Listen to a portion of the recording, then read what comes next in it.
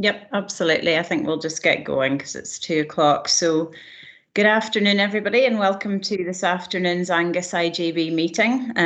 There's been a number of meetings today, and I hope everybody's had a chance to have a break or at least a cup of tea anyway. Thanks again to everybody for all the preparation involved in all the papers today, and just a continued recognition for all of the HSCP staff, third sector colleagues, private care homes colleagues, and to all carers as well. And while the situation has been improving in terms of the pandemic, we aided, of course, by the excellent vaccination programme across Angus, we are, of course, mindful of the recent challenges in terms of outbreaks, both in our area and in neighbouring Dundee as well, and the impact involved in all of those providing health and care services. So in consideration of time, everybody's had the opportunity, obviously, to read the papers in advance today. So for those presenting the papers, if you could just be sure to highlight the key issues for the board today whenever you're presenting, that'd be really helpful. So if we move, first of all, to apologies. Sorry, Chair. Apologies today from Dr. Richard Humble, Andrew Jack, and Dr. Emma Fletcher. That's great, thanks. Thank you. And any declarations of interest? Councillor Bell. Hi, thank you, Chair. Just my usual, as a non-exec director of Public Health Scotland, representing COSLA, a specific exemption for that, so I'll stay and discuss anything that's relevant. Thanks. Okay. And yeah, thanks, Chair, and afternoon all. Just in relation to item 7 on the agenda and the proposed funding for Kerry Connections, I think the proposal would result in their work being replicated in other towns, and communities in my community, Montrose, and in particular the charity I manage, would stand to benefit through involvement in that. So I'm going to excuse myself from discussion and decision on that. That's great. Thanks for that, Peter. And Councillor Speed. Yeah, thanks, Chair. Just with regards to item 7 and the carers implementation, I am an unpaid carer, but at this time do not have a financial interest and would still like to take part in any discussion. Fine, and we will record all of those. Thanks very much, everybody. Any other declarations of interest? No. Yes, myself, Chair. Oh, apologies. I don't see who's speaking there. It's Ivan Cornford from the Independent Sector Integration League. Just Hello. To say that as a care home owner, I have an indirect declaration of interest for agenda item 5, and if it's okay, I'd like to stay for the discussions around some of that. Thanks for that, Ivan. We'll note that as well. So any other declarations? If I can't see your hand, just speak and you should pop up on my screen. No. Okay, thanks very much, everybody. So we move on to item 3, which is the minutes and the action log. So 3A is the minutes of the 21st of April 2021. Thanks very much to Karen for the minute. Are we all happy to approve this as a correct record of that meeting? Yep, thank you. And we'll move now to 3B, which is the action points update. And Gail, should I hand over to you for that? Thanks. Yes, thank you, Chair. The action points update is pretty self-explanatory. I would like to draw your attention to the one red overdue item, and that's regarding mental health and the wellbeing strategy. Oh, sorry, there's some back. I'm hearing some interference here. The Chief Finance Officer has indeed been in contact with NHS Tayside, and is Sandy there to provide an update? I can't see him on my screen. Yep. Oh, okay, I was waiting to say, thought you're not in the meeting, Sandy. Yeah, we had a meeting with other Chief Finance Officers and Stuart Lyle, NHS Tayside's Director of Finance, last week. Another one scheduled for next week. Looking at getting the work on a financial plan for the mental health strategy kind of going has been really difficult to kind of, for the finance function as a whole to deal with this piece of work, partly because of issues to do with COVID, but also to do with issues to the annual accounting cycle, if you like. But we are, as I said, we met last week and we're due to meet next week as well in terms of working out how to take all that forward.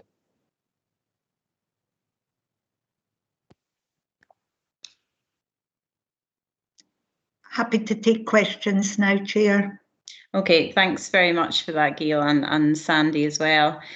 Just before I open up, I just had one question, really. It was just to confirm the status. I think it's with action point 1 with the 7-day service, where we are now, and you know where we're aiming to get to in what time frame as well.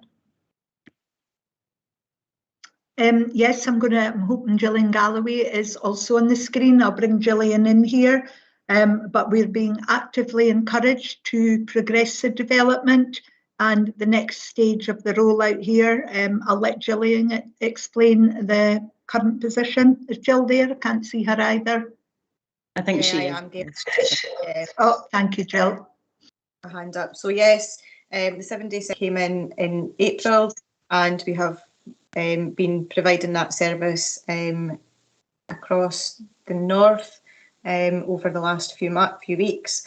There is plans in place to roll that out, and we're expecting it to be fully rolled out by the autumn. And I'm happy to bring an update because I think we're due to bring a mental health update anyway. So we'll make sure that that's included in that report, Chair. That's great. Thanks very much. Can I open it up? Any other comments or questions? Councillor Bell? Thank you, Chair. You actually took my main question, but I just wanted to give the IGB a bit of reassurance that we've been asking or raising the same concerns around the progress on the mental health strategy at the audit committee, and appreciate that there is still work going on, particularly in Angus that falls within our remit. But I would like my concerns to be minuted, that there has been slippage on this, and that we're really keen to stay on top of it. I certainly wouldn't want to see citizens in Angus be compromised at all by any delay of progress on this strategy. That's great. Thanks for that, Councillor Bell. Do we have? Gail, did you want to come back on that one? Yes, please. Just for other members of the committee, at the moment NHS Tayside haven't appointed a permanent director of mental health yet. However, the interview process is underway. The board nurse director is currently taking on that role. There is a gold command in place at the moment, and that meets 3 times a week, and that is supported by Professor Peter Stonebridge from a clinical perspective, George Docherty from a workforce perspective, and employee director and the chief executive. So there is a gold command structure in place while interviews are underway. They've appointed 2 new general managers, one for learning disability and one for mental health, and they're in the process of recruiting to a lead nurse as well. Thanks for that, Gail. That's helpful information. Sandy, did you want to come in on that point as well? Yes, thanks, Chair. Just to note right now, when we get to the finance report further on, I am going to make reference to things like our reserves and how we might be able to set some of our reserves aside to support, to almost create a building block for taking forward some parts of the mental health strategy. So that kind of links that issue, not so much about the development of the overall financial plan, but just the progressing of the plan for the mental health strategy. So I'll bring that up under the finance item, Chair. Okay, thanks for that. Councillor Speed?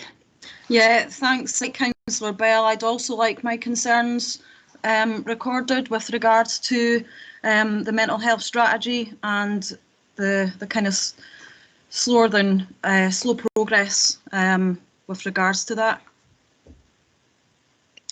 That's Thank great. you. Thanks. That will be noted. Do we have any other comments or questions on the action points update? Jill? Thank you. To give some assurance from an Angus perspective, so whilst from an NHS Tayside perspective the progress is slow, we are working within Angus to look at our implementation plan for that and what it actually means within Angus and how we can support and indeed increase the pace of change within Angus to meet the needs of the Angus population. And again, Chair, I'll bring that back in a future report. Thanks for that, Jill. That is reassuring. Any other comments or questions on the action points update? No, so we're happy to note those action points. Okay, moving on to 3C, which is the minute of the audit committee on the 21st of April, and we're all happy to note that minute. Yep. Okay, thank you. So we move on. Sorry, Chair. Could I just maybe make a quick comment, please? Just to give everybody at this meeting a wee update, the audit committee has met this morning, and obviously we have an annual cycle of work. And just to let the audit committee know that this morning just let the IGB know that this morning the audit committee agreed the board's annual governance statement, which is an important document that we're able to agree every year once we've seen an annual report from our internal auditors, which we saw this morning, which is all, felt like everything was where we should be from that perspective. And we've also agreed a set of unaudited annual accounts that we will forward on to our external auditors. So that was really just to let everybody know that as of today, a whole series of governance and financial reporting things have fallen into place through the audit committee. Thank you. That's great. Thanks very much, Sandy. Okay, moving on to agenda item 4, which is appointments. Gail, do you want to go through this? It's pretty self-explanatory, or? Yes, self-explanatory. The current position then, we have, we want to note the appointment of Angus Council of Councillor Bob Miles to the post of Vice Chairman of the IGB. And many thanks to Councillor Speed for her role over the last few years. We also want to note that Peter Davidson is now a voting member of the IGB in the place of Professor Graham Martin. We also want to note the appointment of Hayley Mearns as a non-voting member of the IGB representative from the third sector bodies. And we also want to seek an additional member of the IGB to the audit committee. I'm unsure if Councillor Bell was going to ask that as a question anyway. Okay, that's great. Thanks very much. And so delighted to welcome Councillor Miles to the position of Vice Chair. And I'd also like to take this opportunity to thank Councillor Speed for all of her input and support with regard to the work of the IGB. I'm delighted she'll be staying on the board as a voting member, and also delighted to welcome Peter as a voting member, and Hayley as well as the third sector representative, and very much look forward to working with you all. So also to note the space on the audit committee. I don't know, Councillor Bell, if you want to say anything about that, or how we progress in terms of appointing a new member to the audit committee. Well, I hadn't planned on saying anything other than it's a lovely committee to be on, and if we have any volunteers, that would be great. But if there's any reluctance by anyone to step forward, then I might have a suggestion, but I'd rather leave it open to the floor, I think, just now, to see if anyone who is available within the parameters to volunteer, that would be a great first step. And also for that volunteer, I'd be happy to have a wee chat with them as soon as we can after this session, just to set out some areas of comfort around how we work. That's great. And Sandy? Yeah, thanks, Chair, and thanks, Councillor Bell. Yeah, today we are just really looking for a volunteer to join the audit committee. We have 7 members, 6 of those posts are filled, so we're looking for 1 volunteer. It can't be yourself, Chair, and it can't be Councillor Miles, but it could be any other member of the IGB. So yes, just looking for a volunteer today. Okay, that's great. So I'd ask everybody to bear that in mind then, in terms of a volunteer for the audit committee. Okay, so we're everyone's happy to note the recommendations contained within that report. Yep. I think Hayley's got her hand up, Emma. Jane. Oh, sorry, I didn't see that. Hayley? Sorry. Yeah, it's all right. Thanks, Chair.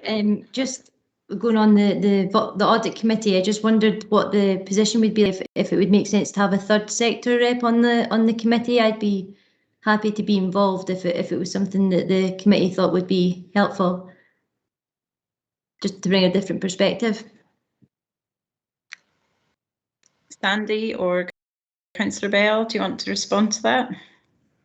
Well, I can certainly respond initially. So in principle, the audit committee is meant to act as almost as impartially as we possibly can from the main board. It's meant to kind of review things like governance perspectives.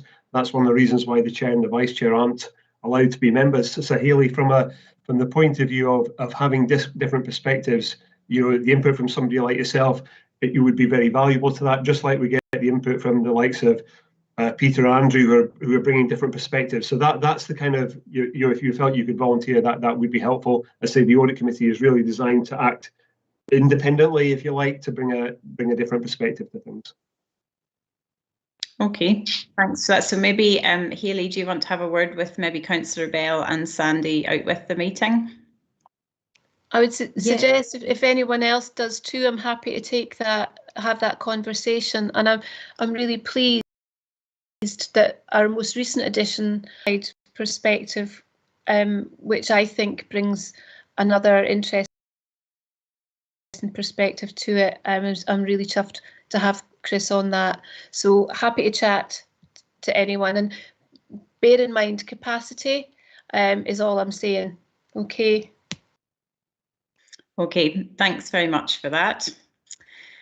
So moving on to item 5, which is the finance report 2020-21. Number of recommendations in this paper, but I think we'll just come to them at the end after Sandy has taken us through some of the highlights of the paper. So I'll just hand over to Sandy just now. Okay, thanks, Chair. Yeah, I'll just go through some of the main points of this report. I did mention a minute or two ago that I wanted to add in a verbal recommendation, but I'll maybe, if it's okay, Chair, take all the recommendations here and maybe come back to that, just so not to confuse things, with the main recommendations of this report. But I say I've got something to add on at the end. Doesn't interrupt what we're about to say. So this is a year-end report. We've seen an interim finance report, so which is where we are at the end of the financial year, at the end of March. There has been movement in some of our from our projections to the actual outturn. That often happens and was absolutely always to be expected this year because of the uncertainties regarding a lot of the kind of cost flow information regarding COVID. We set out the reasons for some of the changes, to explain why we've ended up in these are summarised at the end of the summary section on the first page. Some changes in some of the estimates we were working with for some of our key supply support arrangements. One or two issues that were not so much to do with COVID, but to do with other things that are often ongoing. We know often we see a bit of fluctuation in our prescribing costs.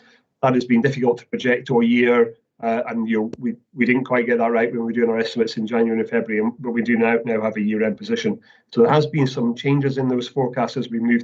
One of the important sections of this report is section 5, where we're discussing and confirming the kind of costs incurred with respect to our overall COVID response. We've listed them here as a set of bullet points. The biggest cost that we kind of knew throughout the year was supporting key providers, and that's evident here. And a range of costs from things that people will be able to imagine and be familiar with from previous reports, supporting things like out-of-hours services and PPE costs. Those costs haven't been quite as significant as we were projecting earlier on in the financial year, certainly, and gradually we have been able to kind of refine those estimates. We have been able to contain most of these costs, and in section 5 describes why we've been able to do that. We had a positive position coming into this financial year.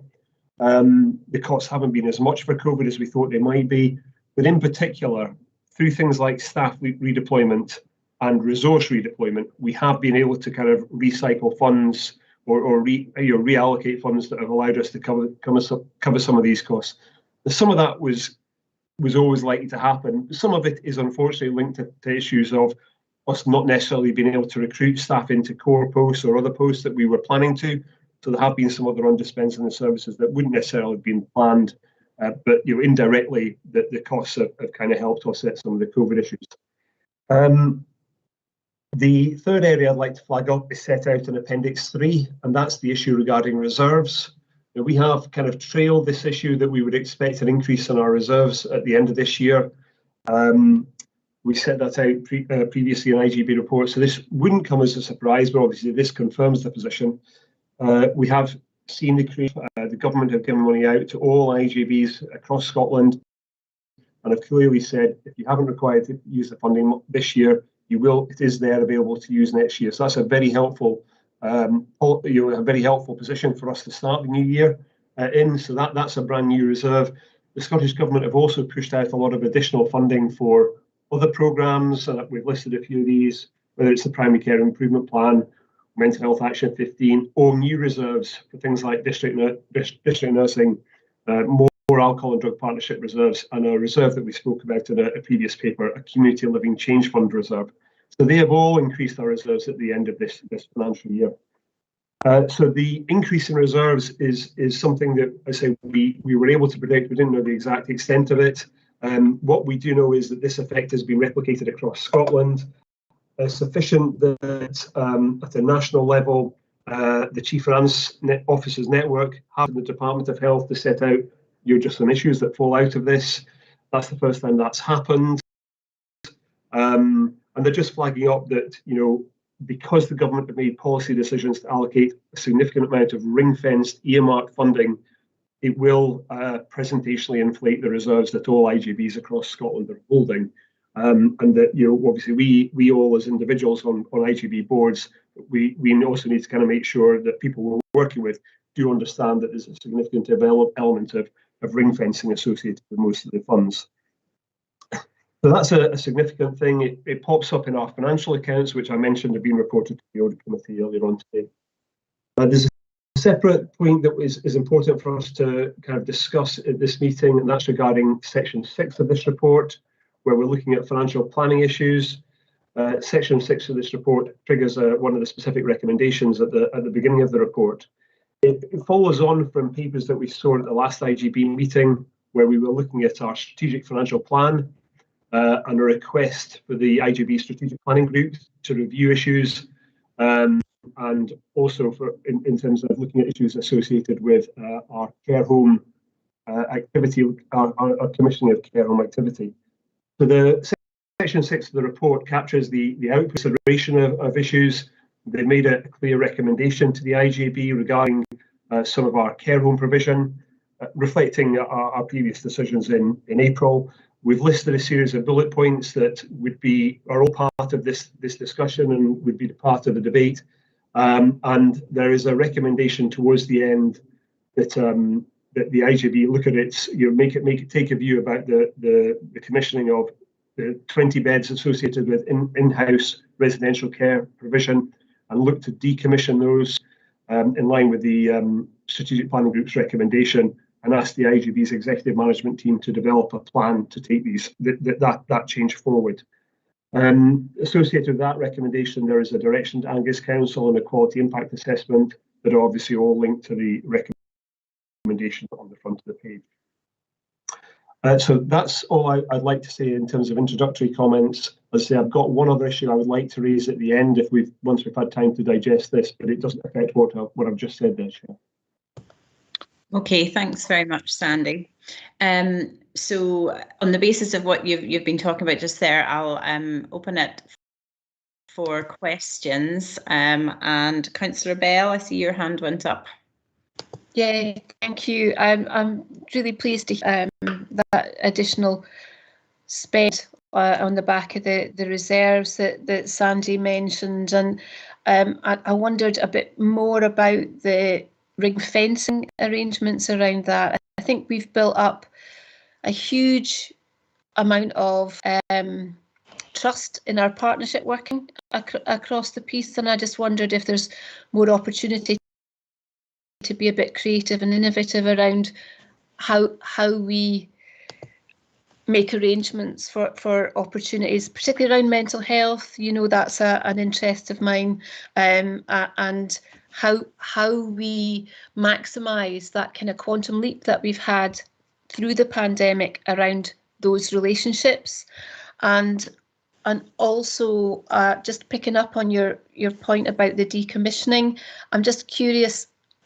I'm worried to think about the timing of that, especially in light of the Independent Adult Care Service review and how valid our occupancy figures might be at this stage. I think they might be COVID adjusted, and I'm not sure that this is a good time to kick that off, but that's a conversation to have, I think. So those two things around the ring fencing and opportunities for doing. Sandy? We reply to these just bit by bit because I can see we've got other hands up there. So let me deal with the reserves issue first. So a lot of the funds are ring fenced as the funding comes out from the Scottish Government. But I think, you know, we've got a recommendation in there that says we do need to come back to the IJB with a kind of an overall plan regarding you know, how we deploy the reserves to the best we possibly can. And if it's okay, I maybe we just make my potential amendment to this paper just now. I think it's probably opportune to do that right now. We have been looking at issues associated with mental health. There is one of the reserves that we have called the Financial Planning Reserve, where we are working with partners, Angus Council and NHS Tayside. We previously agreed that we would maybe look to pass some of these funds back to those two partners. Now, we hadn't refined the details of that, but the proposition we had for the IJB was probably going to be twofold. First, partly, we were going to note action that within our management circles, locally within the partnership, we probably need to ask our mental health managers to come back to the strategic planning group to see if there's funds within the existing strategic planning reserve that they need to access to help the local changes for mental health. So that's something that the management team can definitely take forward. I don't think we need a particular recommendation to the IJB for that, but I think that's definitely something we can look at over the next couple of months. But secondly, we have, as I mentioned a second ago, we have reserves that we were looking at potentially working with our partners to maybe pass back to those. We've set that out before. And my suggestion is regarding one part of those reserves, our financial planning reserve. We look to devolve authority to Gail as the chief officer to earmark perhaps £300,000 of that financial planning reserve to help the regional work on mental health in terms of delivering the mental health strategy, because we have a big stake in that regional work as well.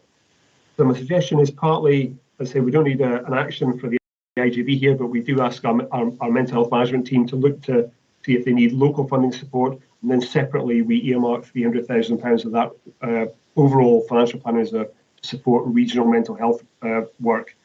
And if we could devolve responsibility to Gail to do that, I think that allows us to do things flexibly, and it starts to get this funding doing the job that we need to do it to be done in mental health. So that would be my suggestion as an additional recommendation. Okay. Okay. Is that all of your questions answered? Yes, Councillor Bell. Yep. Well, I think we'll pick up the other issue in due, but yeah, I think I've been involved in some really inspiring conversations this week around community wealth building and anchor institutions in the community, and I think the real opportunity to do a lot with the kind of funds that Sandy's talking about. So hope that can come to fruition. Okay. And sorry, Sandy, did you want to come back on that one?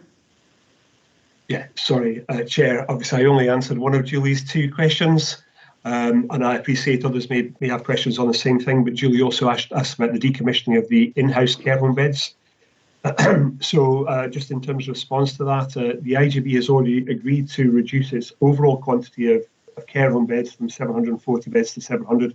We did that in April as part of our overall review of care home commissioning. We set that out in the April papers, and at the time we said we felt that was a conservative thing to do. We still have significant levels of vacancies in our care homes across Angus. I think George will be able to confirm, but as within this week, I think the figure was over 100 or about 100. So that's quite a significant percentage of our overall care home capacity. So we've already agreed to reduce that commissioning level, and this was more about how we did that. So certainly for me, the timing does feel okay. There is, we have still got a very significant level of empty beds in our system. That's not really sustainable in terms of having a viable overall sector. And this is kind of our contribution towards looking at making sure we've managed the care home capacity to the right level, so that in particular we can continue to fund the level of home care that we are now providing, and in terms of delivering services close to home, we are able to continue to provide in future. George might want to come in on that a bit more, but I see there's loads of other hands as well. Okay, well, that's great. Thanks for that, Sandy. We'll move on because we do have a number of hands up with questions. Peter Burke. Thanks, Chair. Yeah, it's continuing the care home thing. I'm just wondering, when we talk about decommissioning a number of beds, how simple it would be to recommission those if there is a surge of demand, if our COVID, or will we be dependent on the third sector to pick up any increase in demand? Sandy? Right. Well, firstly, Peter, I'm going to answer that partly from a financial resource perspective and then the practical perspective as well. From a financial resource perspective, we have already seen a very significant increase in our provision of home care. So kind of almost theoretically, we can't almost afford to do both. We couldn't afford to do both without a monumental change in our financial plan. So we've already spent, I think, we set out in the April papers, I think it was about £1.4 million extra on home care this year compared with where we were.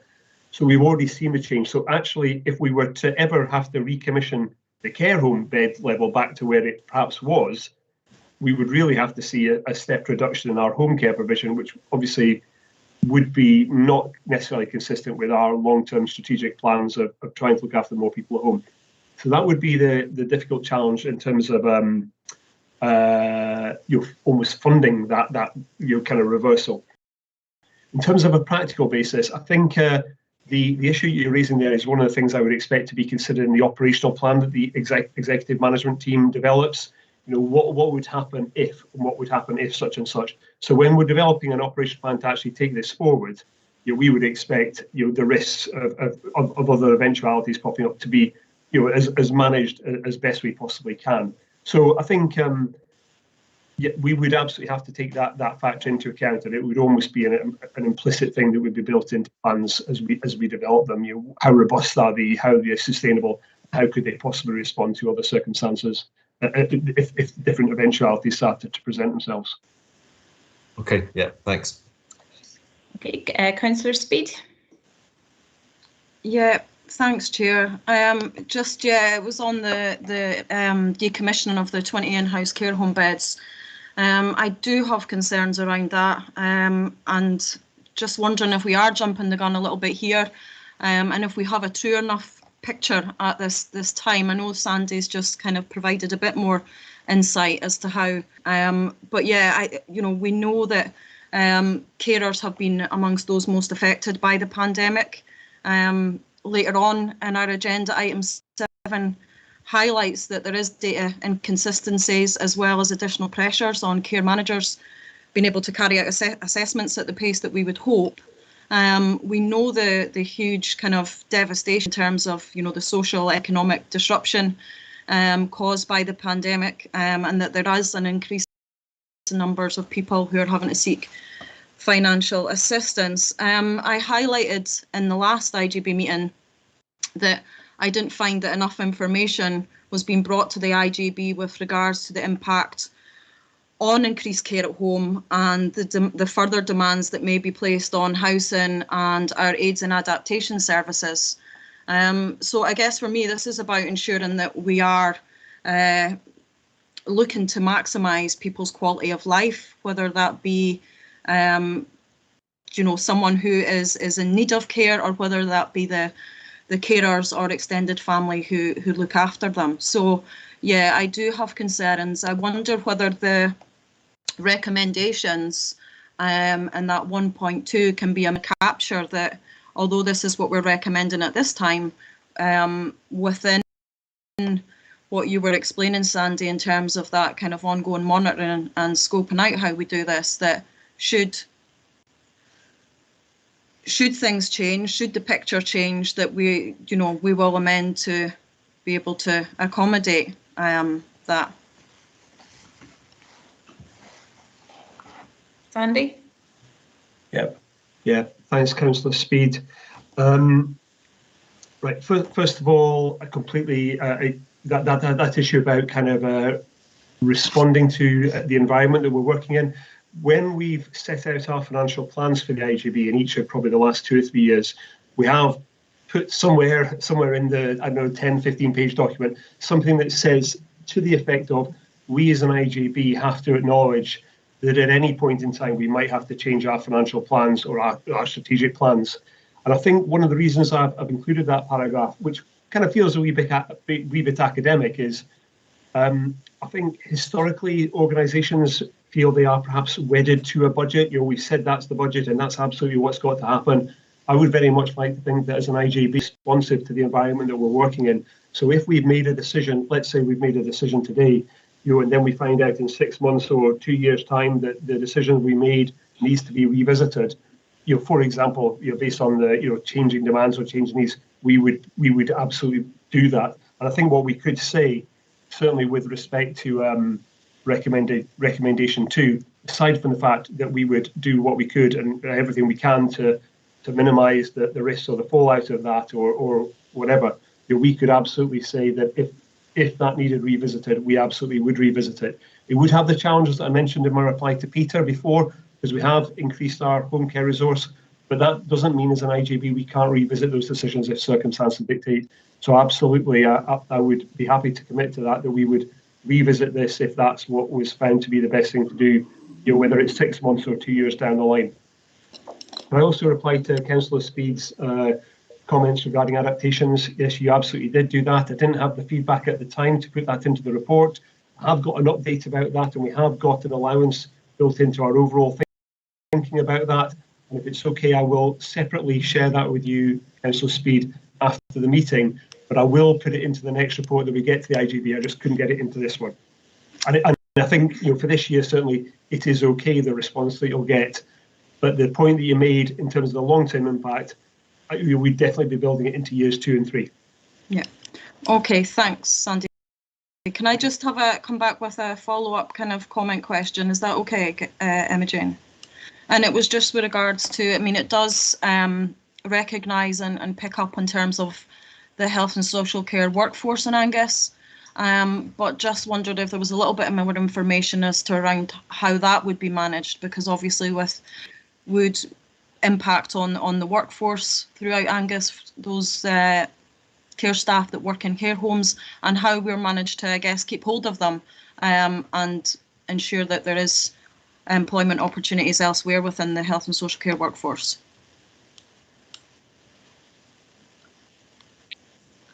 Is George online that he can answer that?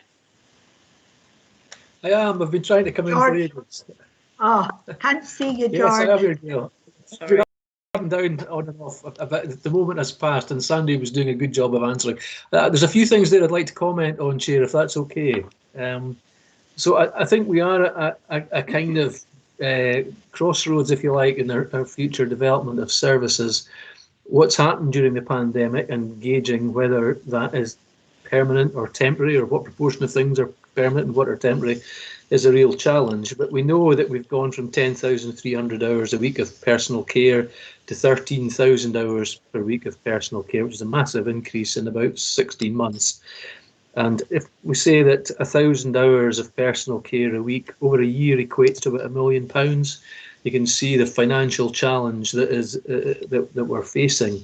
And I think we have no choice really but to move some capacity residential sector into care at home. Now, I'm responsible for both those services operationally, and I've got strong investments in both of them, and everybody knows I'm pretty loyal to the residential care home sector. I wouldn't agree with it if I didn't think it was something we really had to do. I think the financial imperative is there.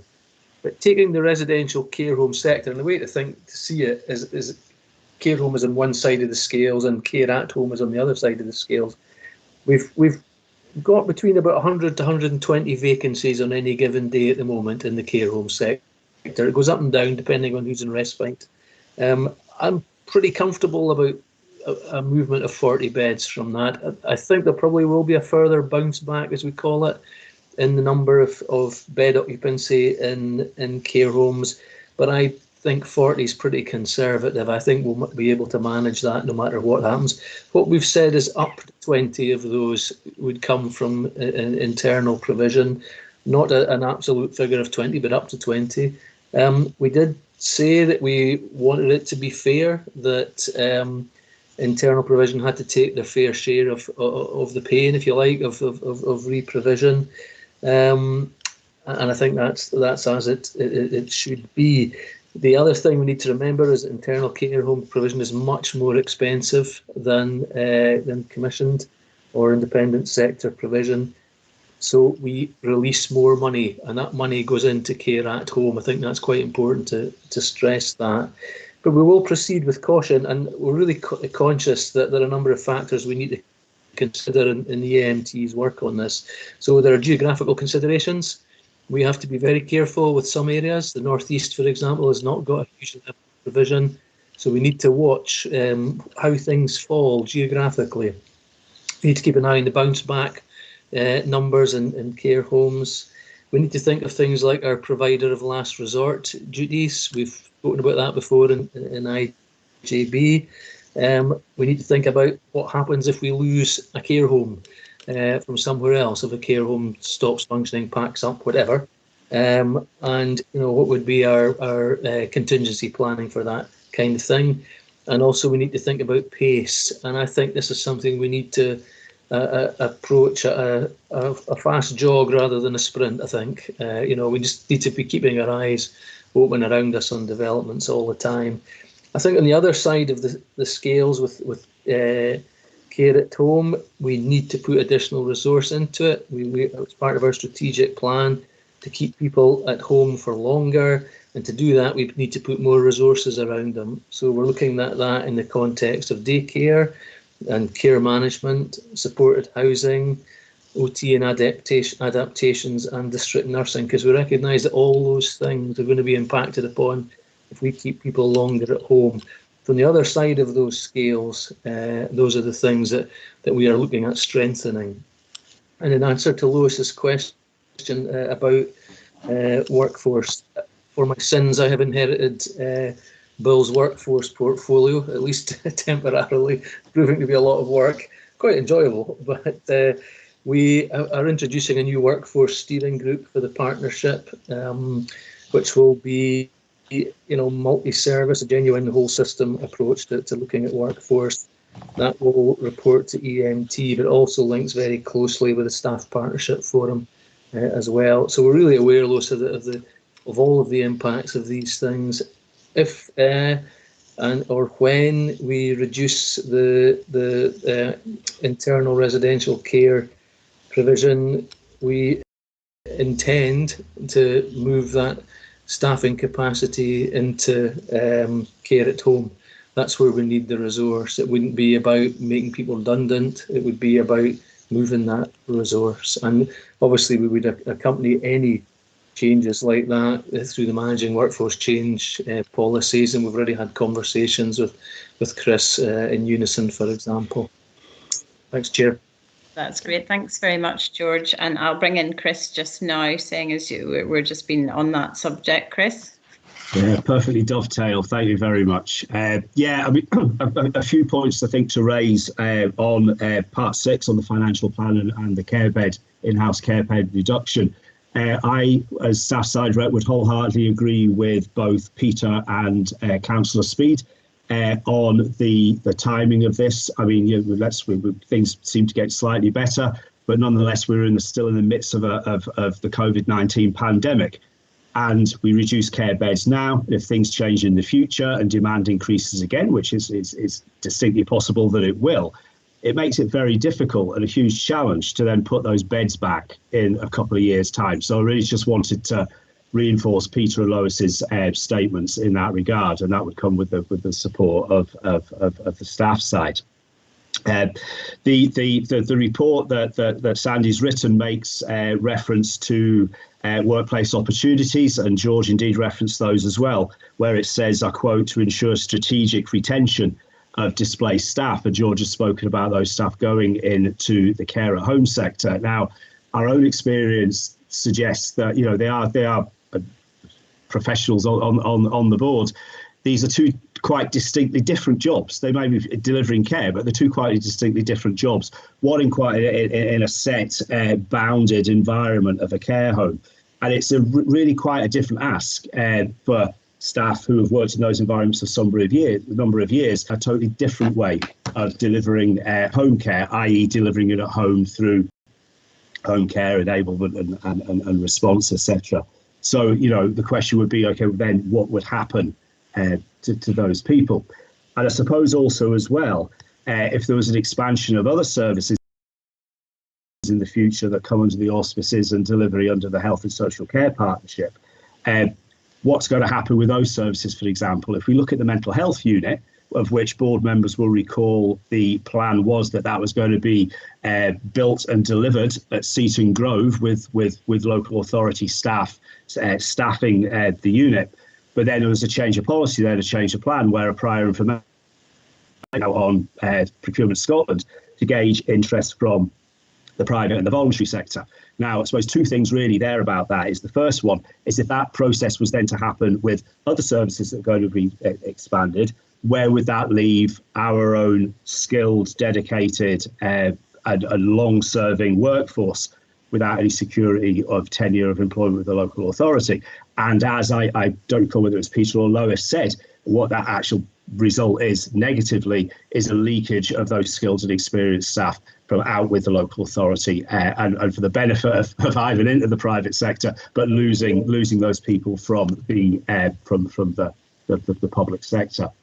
The mental health the mental health unit of course springs its own questions, and I would like to think that the operational plan that Sandy's referring to and George referred to will be mindful of the mental health unit. We don't know where that is in terms of the results of the prior information notice.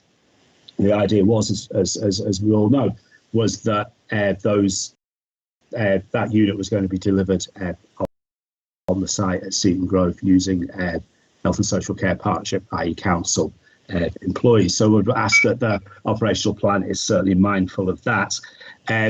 Questions as regards to the consultation and timescales. I've had a conversation with George already about that. Staff would need concrete assurances that the timescales would be sufficient and long enough to manage the whole process without any feeling of being rushed and staff pushed into making decisions. Well, final point, thank you for bearing with me. It was interesting, well, maybe it's just directly for Sandy. He used an interesting word in the report where he described the cost of 80 care home beds provided in-house as premium. Obviously it suggests a superior service or an extra service. I was wondering why that particular choice of word was used, because it could infer different things depending on how it's interpreted. Okay, thanks for bearing with me. Thank you. Okay, thanks, Chris. George, I see you put your hand up whilst Chris was speaking. Do you want to respond to some of that? Just to say that the agreement for best value reasons to carry out the PIM for the mental health unit was agreed by the IGB. The PIM exercise is now concluded, and there have been some notes of interest, and those are being evaluated.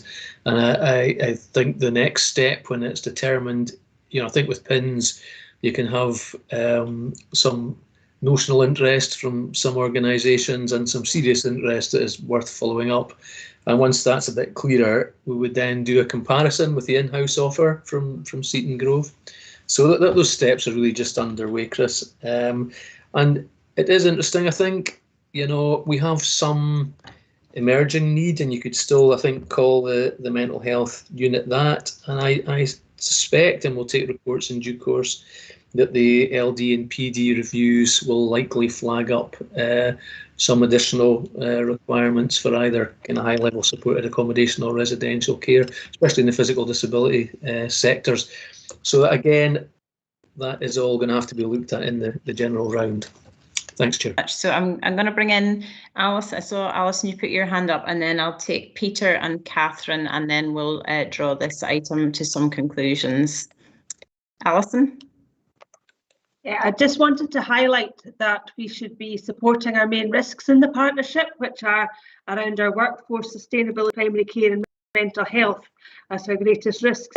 And I'm really supportive of getting our workforce to where we need them to best provide person-centred care, and recognising the value of our third sector.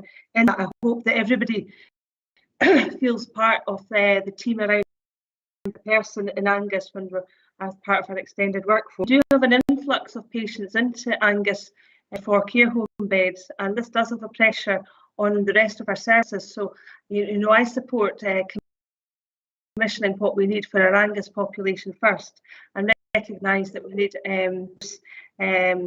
supporting our workforce where we need them the most, which is now in the community. I also wanted to reflect on the mental health living lack of progress here, and very much support us having the ability to allocate funds to support that across the whole system, but really recognising that the primary and community health work stream of the Living Life Well strategy is currently without programme support or a lead, and that really request that piece of work commences across the system as soon as possible.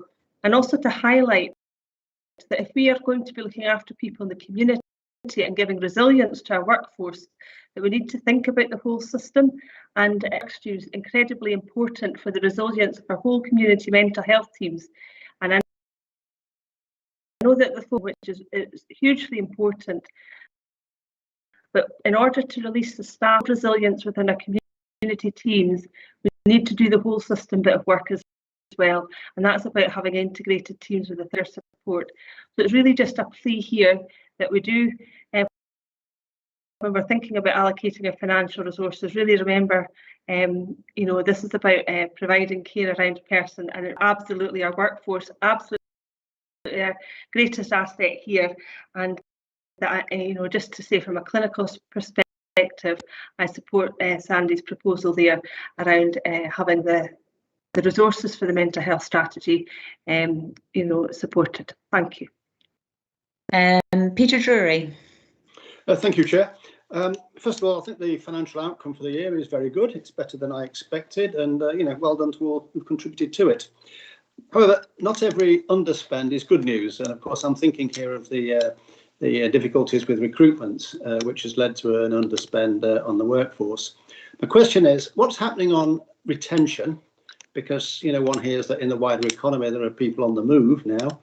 And secondly, is this workforce challenge just temporary, or is it going to get just bigger? Sandy?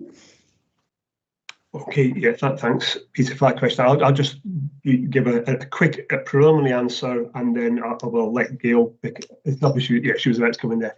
You're absolutely right, Peter. Some of the underspends in here are kind of unplanned, and if you look at Appendix 1, I'm not suggesting we go through it in detail right now, but you can see underspends against one or two services, and they are not always for reasons that those services would have chosen.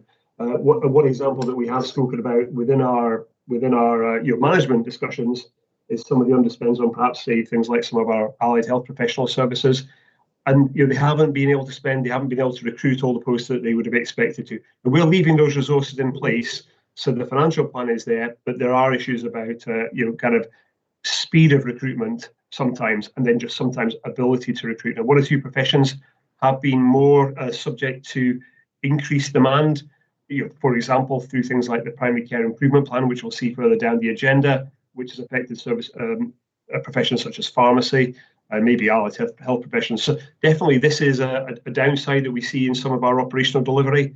And I'll let Gail come in there, but just to say we do generally leave those budgets there and hope, or alternatively develop other plans that would allow us to mobilise those resources in future. Yeah. Gail? Yes, thank you, Peter. I want to reassure you that we do absolutely all we can to retain our workforce.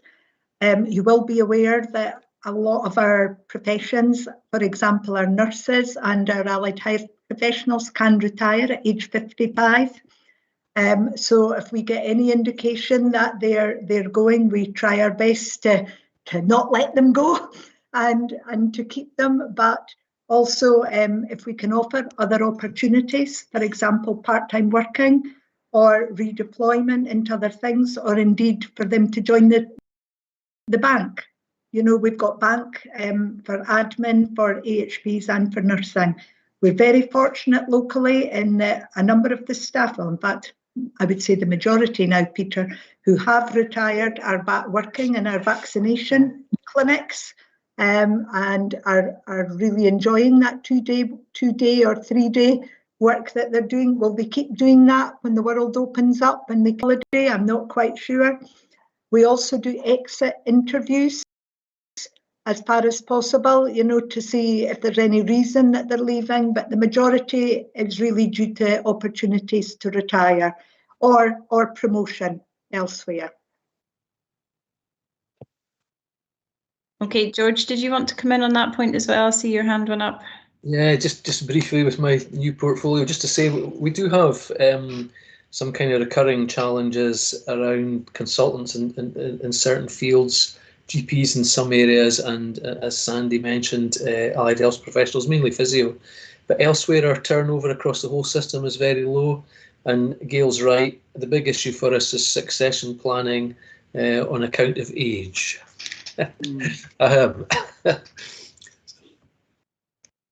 Okay, thanks for that, George. I'm going to move on. I can see Catherine wanted to come in and also Elaine, so I'll bring Catherine in first. Hello, I think Councillor Miles also wants to come in. I can't see everybody's hands. Just pop your cameras on if I haven't said so. So I just wanted to take the opportunity really to provide advice around this to IJB Member Work Officer. And what I would say is my own kind of view on it is that the proposal as it currently stands in the report does reflect the IJB's previously agreed strategic priority to shift the balance of care. And that's been a very long-standing commitment and goes back to old social work department days, and there's a continuity there. This is in effect, I suppose, a care environment version of the large hospital set-aside. We're moving resources from residential care into more community-based provision. Now, notwithstanding that, there are obviously risks and concerns associated with making any sorts of moves in that direction.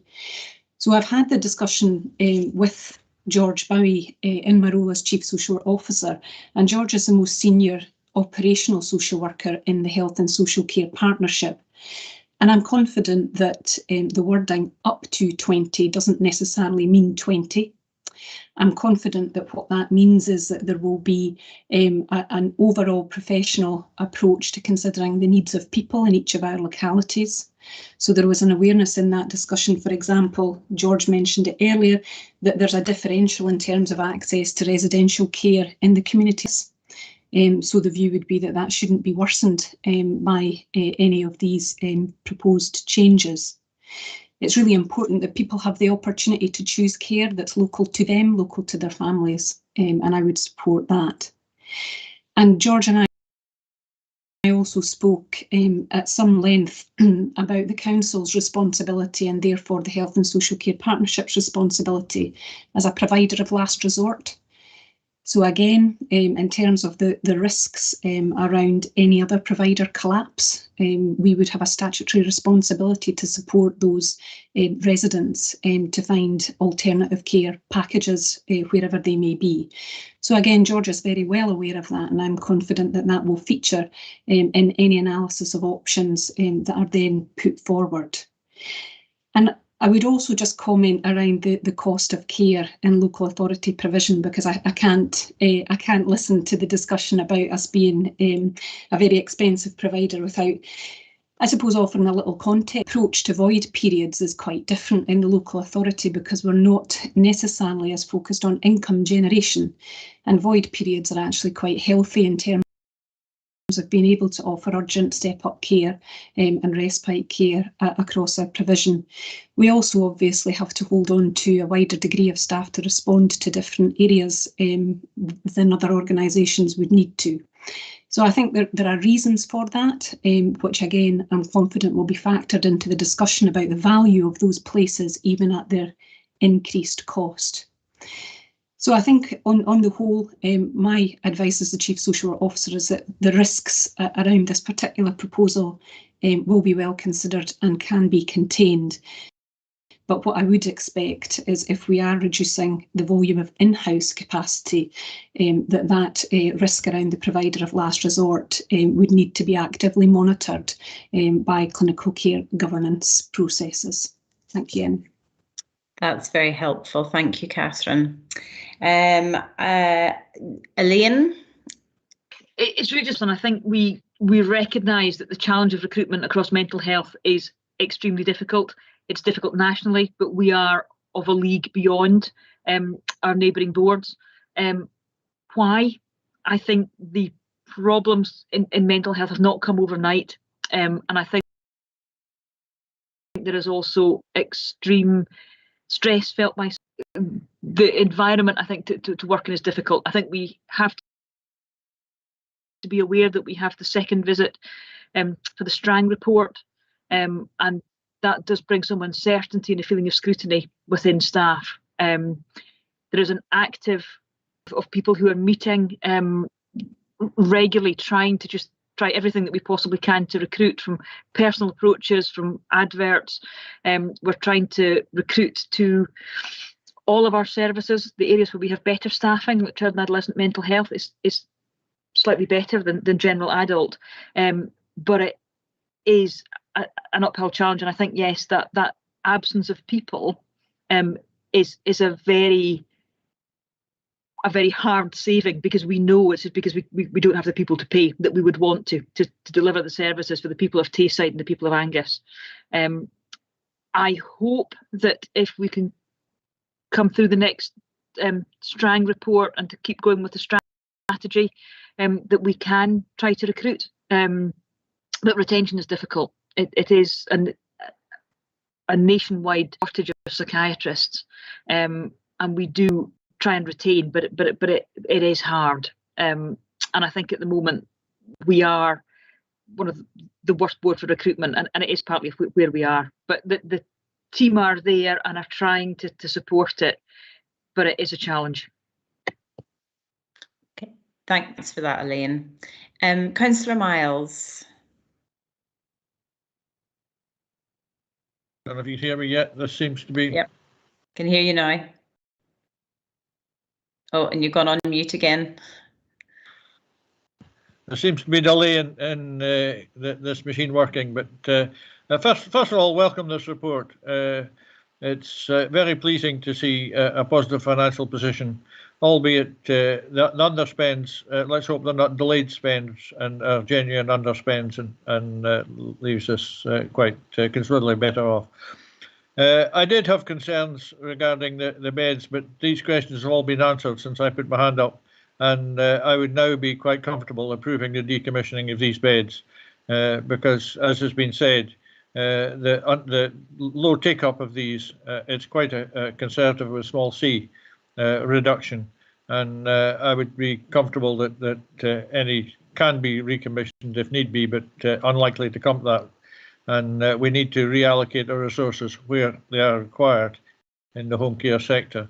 Where I would support the recommendations in the paper, and move on from that, because most of my other questions have been answered. Thank you. Okay, thanks for that. And Ivan, I see you've got your hand up, and then we'll bring it to a close and look at some of the recommendations. Thanks. Yeah, it was a couple of things, really. The first thing is, of course, if there's 20 beds or 40 going in one part of the sector, there's another 20 beds going from somewhere else, and that's another workforce, another set of workers who are going to be looking for new jobs, and they may not have the timescales and all the choices that local authority staff have laid before them. So I think we just need to bear that in mind for that group of people. And I just wanted to go back to another thing within the financial report, really, is that an acknowledgement that after a slow and shaky start, the Angus Council support for key suppliers has really started to kick in and has been a much improved process. And I think all the social care providers have found that over the last few months to be a real support to them. And I think that needs to be acknowledged from Angus Council support there. And that may be something that if that tapers off, it may be that then we see the true picture of how providers are feeling about their level of commitment to how many beds they've got. Because at the moment, they're getting the money back in for most of these vacancies, but that may change if the rules change for the financial sustainability. And it may come quicker than we imagine, those changes that some of the providers might look at. That's great. Thanks very much. Okay, well, I hope everybody's had a chance to come in and ask their questions and gain the kind of assurance and information they require in terms of the recommendations contained within the paper. I think it's been very useful to hear from everybody on this. If we go to the recommendations at the start, if we deal with 1, 3, 4 and 5 first, if that's okay. So that's noting the overall financial position, the risks documented in the risk assessment, the update regarding the reserves, and the notes noting the issues documented in the financial governance appendix. Are we all happy with those recommendations? If we then move to Sandy's verbal recommendation with regard to the financial planning reserve devolving responsibility with regarding the 300,000, I think it was, Sandy, for regional work on mental health. Are we happy to agree that recommendation as well? Agreed. Great. Okay, and if we move back to item 2, which is regarding the decommissioning of the beds, I wonder if we were, just based on earlier comments, if we were able to add into that. I think Sandy, you'd indicated that we could around, should the picture change, we will be able to accommodate. If we could add some wording along that lines to that recommendation. I think it would be good also to have a report back on this on a specific period of time as well, report back to the IJB.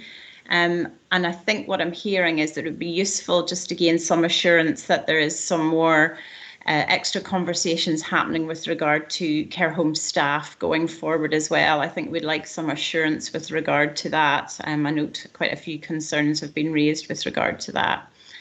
Would we all be happy with the recommendations as I've just gone through there? Yes, that sounds good. Yep. Yeah, as long as those amendments to that recommendation can be made. Yep. Okay.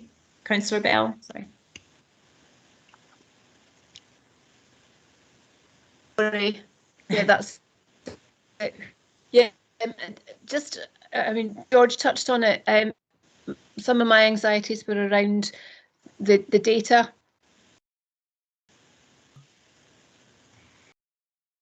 It might have been affected more than we would have normally expected because of the COVID situation around occupancy or the home care usage. I know, most people want to be looked after for longer at home, but there may have been no choices for people during the COVID or not the choices that they might otherwise have had. So for me, underpinning statistics, if that could be particularly teased out, that would be really helpful. Thanks.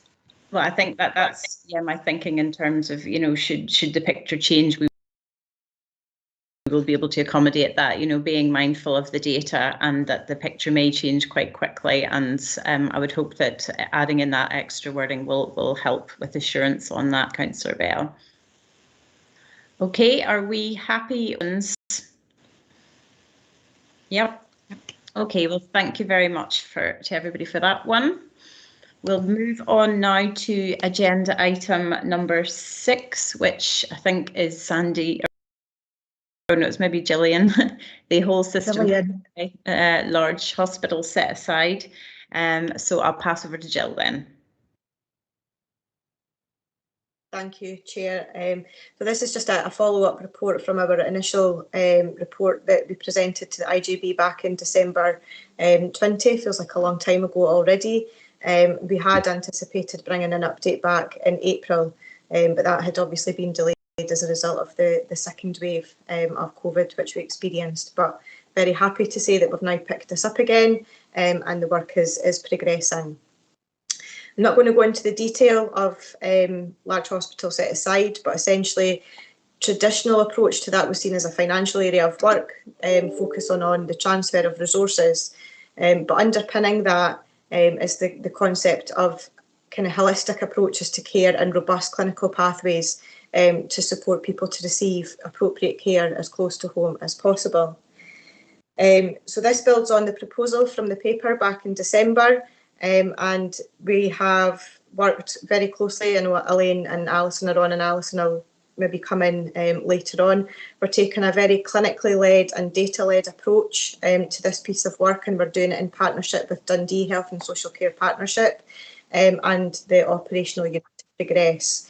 And I am very pleased to say that we have had support provided corporately from NHS Tayside in the roles of programme project manager and admin support to progress this piece of work.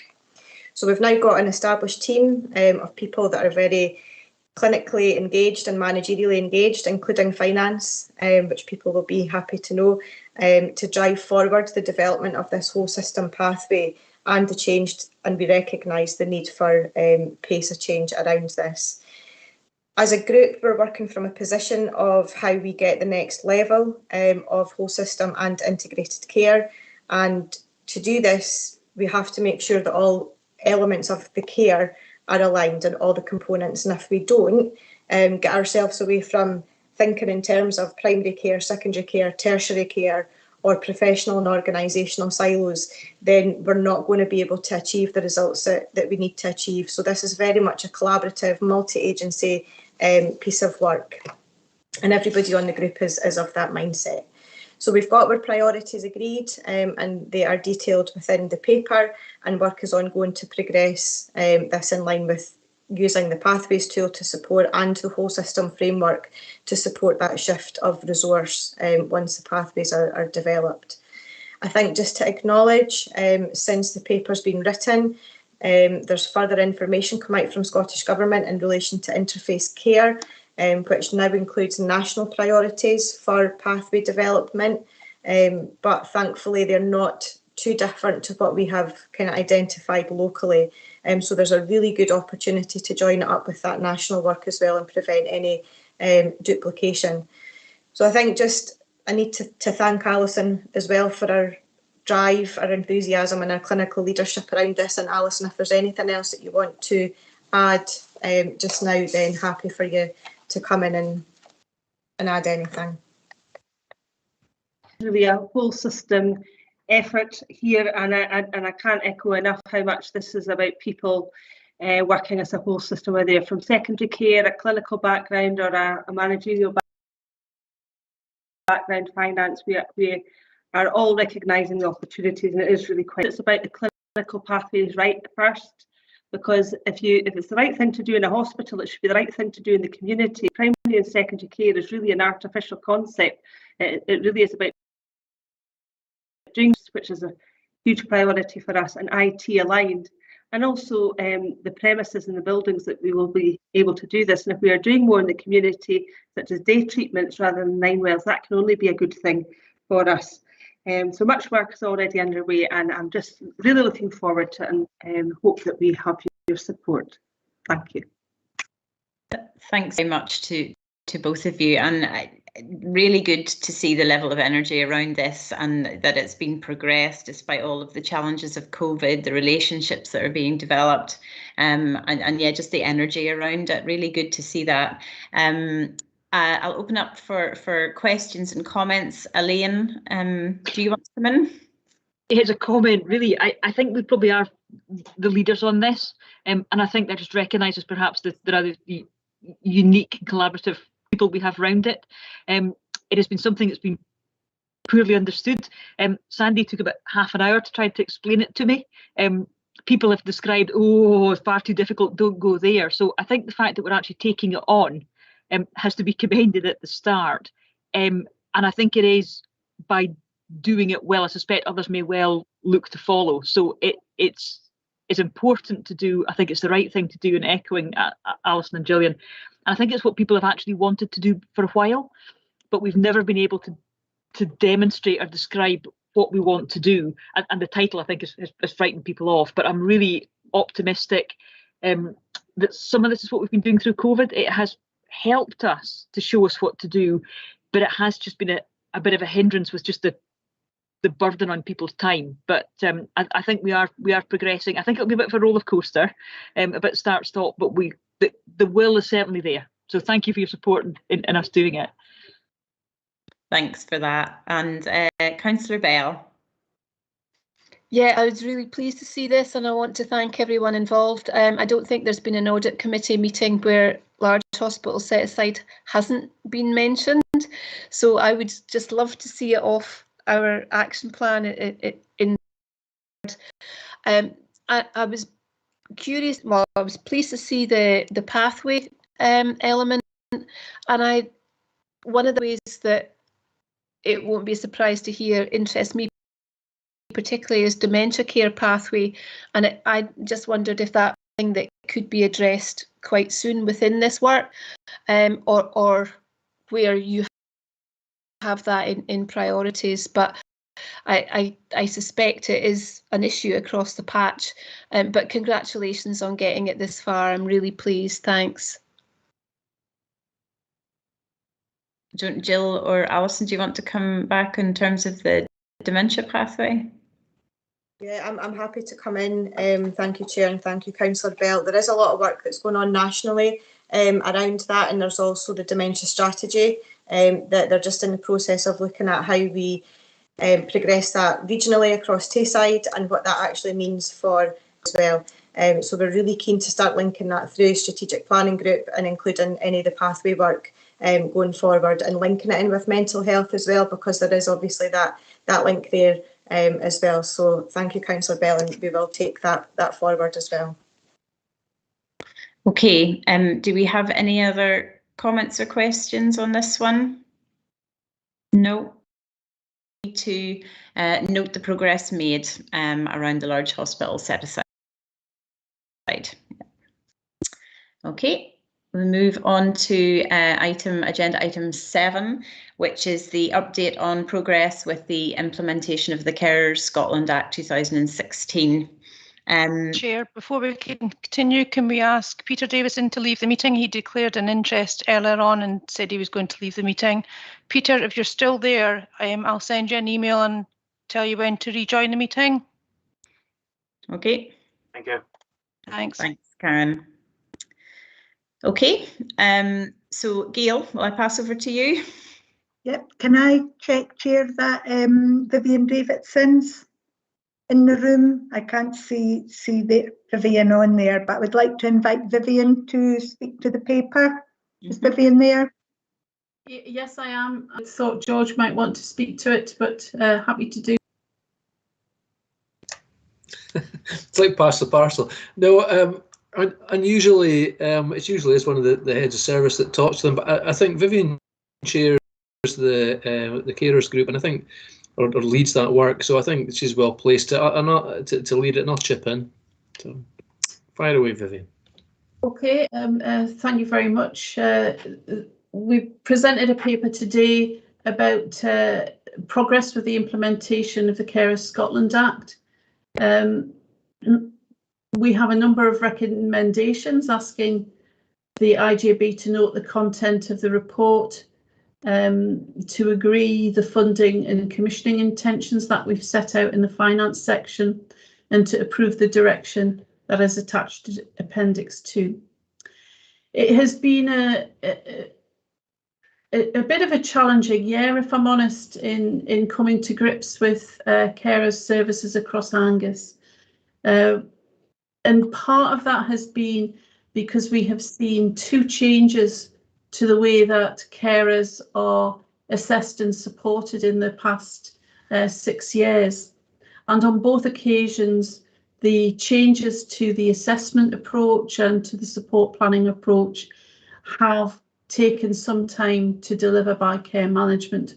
So that's made it very difficult to see in our data systems the number of carers that we have supported and the cost of the budgets of those carers. So we want to do a little bit more work on that. We do know from the information that we've seen so far that we are supporting carers and have done so since the implementation of self-directed support in a way that has allowed them to access a calculated budget. So we will be bringing further recommendations and sharing information with the IJB about the full financial position at a later date. However, we didn't want to hold up a couple of other things that had to happen to deliver our carers strategy. The first was some additional support around carers of people with dementia, to use the meeting place model that has been very successfully delivered in Angus by Kerry Connections, to start supporting Kerry Connections, who we have never supported before, but we want to give them some sustainable funding that will allow them to continue to leverage charitable funds to continue their work. But we also wanted to work with Kerry Connections to develop the model into the other localities of Angus. So we propose to fund Kerry Connections by 50,000 a year and an additional one-off funding of 50,000 to fund the development work. It is recommended, following the discussions we have had with carers and the outcome of consultation, it's recommended that the current policy around the waiving of charges and residential respite continues until further work is complete and we can be assured of the financial position. To ensure that the shift to the adult carer support plan is implemented much more quickly over the next few months, we also want to fund additional support in care management teams to make sure that work happens. I don't have anything else to add, and I hope you can support the report. Thanks very much, Vivian. George, did you want to come in as well? Yes, if I may. Thanks, Chair. Thank you, Vivian. Just to add a couple of things. I think that I would endorse the support for the Kerry Connections development. You know, a lot of our work, and about it earlier in the meeting, is about trying to sustain people at home in the community. And I think we're aware of dementia rates and the number of families we're trying to support where somebody has dementia at home. And that's obvious, you know, when we have later admissions to care homes, as we try and sustain people in the community, their dementia is more advanced. And we're very conscious of the impact of that on carers. So that has an impact for things like daycare provision, for example, but it also, I think that Kerry Connections need to be part of our kind of pathway for supporting families who are dealing with dementia at home. So I would support that. The other point in there about care management, I think the care management teams across all our services are under a lot of pressure. We received a report last week at the Adult Protection Committee flagging up really significant income, but we know there's also increases in adult with incapacity and mental health work as well. So we are increasing the resources in the care management teams, and I think it's just really illustrative of the pressures they're under, their difficulty in getting this work concluded. So again, I would support the increase of resources to those teams. Thanks, Chair. Thanks for that, George. Okay, I'll open it up to any questions or comments. Councillor Bell. I just want to thank Vivian on taking the work to this space. I think it was worth doing, and I know the feedback I've had from carers has been really positive around the approach that we've taken subsequent to the previous conversation. So that's going to make a difference. I think, you know, carers took on such a role throughout the pandemic. I really feel that, you know, they deserve this reflection and this time that we've taken to do. And you know, Gail, Peter and I were in an event, and Lois as well, around Carers Week, the Carers Conversation, and I really feel that this IJB can demonstrate and evidence that it's not just talk when we say we care about carers, because we have taken very clear, explicit action based on feedback from carers. I'm delighted, obviously I'm biased, but in terms of sharing the model of Kerry Connections, I think the rest of Angus has so much to gain from support delivered by this meeting centre model. I'm so excited about it, I can't tell you.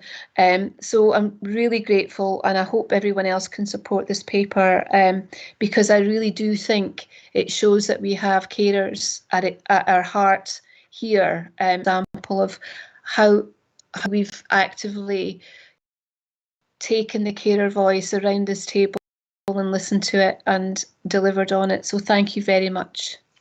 Thanks for that, Councillor Bell. I think that's very useful feedback. Thank you. And Gail? I would echo that, Councillor Bell.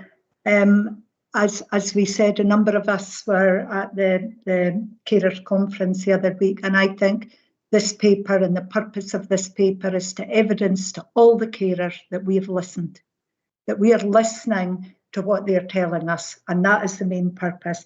They were telling me things were taking too long, and that we were taking a long time to respond to people, so we are listening.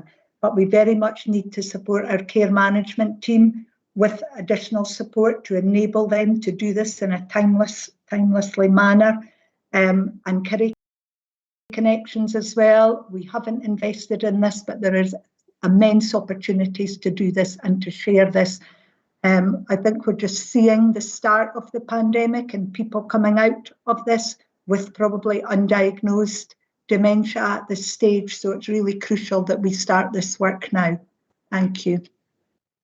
Thanks, Gail. And Peter? Yeah, thanks, Emma Jane. Yeah, just supporting what Councillor Bell and Gail have said. Yeah, whenever I get the opportunity, I tell people that whilst there's no room for complacency, Angus IJB is streets ahead in terms of supporting carers and the whole attitude to carers, starting at the very top and going throughout the partnership. So yeah, obviously I would support this paper. That's great. It's very good to hear. Thanks, Peter. Okay, any other comments or questions? Councillor Speed? Yeah, thanks, Emma Jane. Yeah, I support this paper too. It's really pleasing to see the progress that's been made, and I think, I'm pleased to see the additional support that's been given to care managers as well, because I think that's crucial, because they're on the front line supporting individuals and families. And like's been mentioned, a big shout out to the Carers Centre, who do a tremendous amount of work supporting carers within their unpaid role. I think we do need to continue to ensure that we're seeking out those carers who perhaps just aren't participating fully in community life, or within events that are there to support them, just because of the huge demands and pressures that are placed on them, because they might have bits of vital information and stories that they can share with us as well. So I know that everybody will be committed to do that. I wondered if I could just have a little bit more information with regards to the Kerry Connections and the additional one-off funding to help that development within other localities of the dementia pathway. Or I'm happy to just get a bit more information on that separate out with this meeting, if that's helpful. Well, I can just briefly say that the meeting place model is both nationally recognised in the UK and internationally recognised as a model that supports both people with dementia and the carers. And indeed, I think it's the Netherlands that have set out in their dementia plans that every local authority area should have a meeting place in each of their communities. So it is without doubt a model that we should take forward, and Kiri Connections has been at the forefront of the development of this model in Scotland and indeed in the UK. What I'm asking Kiri Connections to do is to recruit a development officer for 12 months who will work with groups in the 3 other localities to ensure that at the end of that 12-month period, we can establish a meeting place and have a meeting place in each of our 4 localities. Okay, thanks, Vivian. Thanks, Chair. Thanks, everybody. So if we just move to the recommendations in the paper to note the content of the report and progress made to date, to agree the funding and commissioning intentions set out in the finance section, and to approve the direction attached at Appendix 2. So are we all happy with those recommendations? I think that's a big yes. Okay, thank you very much. Chair, I'll just send an email to Peter Davison and ask him to rejoin the meeting. Well remembered, yes, thanks. So we're moving on now to agenda item 8, which is the Primary Care Plan Implementation Update Report. And if we just wait a minute or so for Peter to rejoin, if that's okay.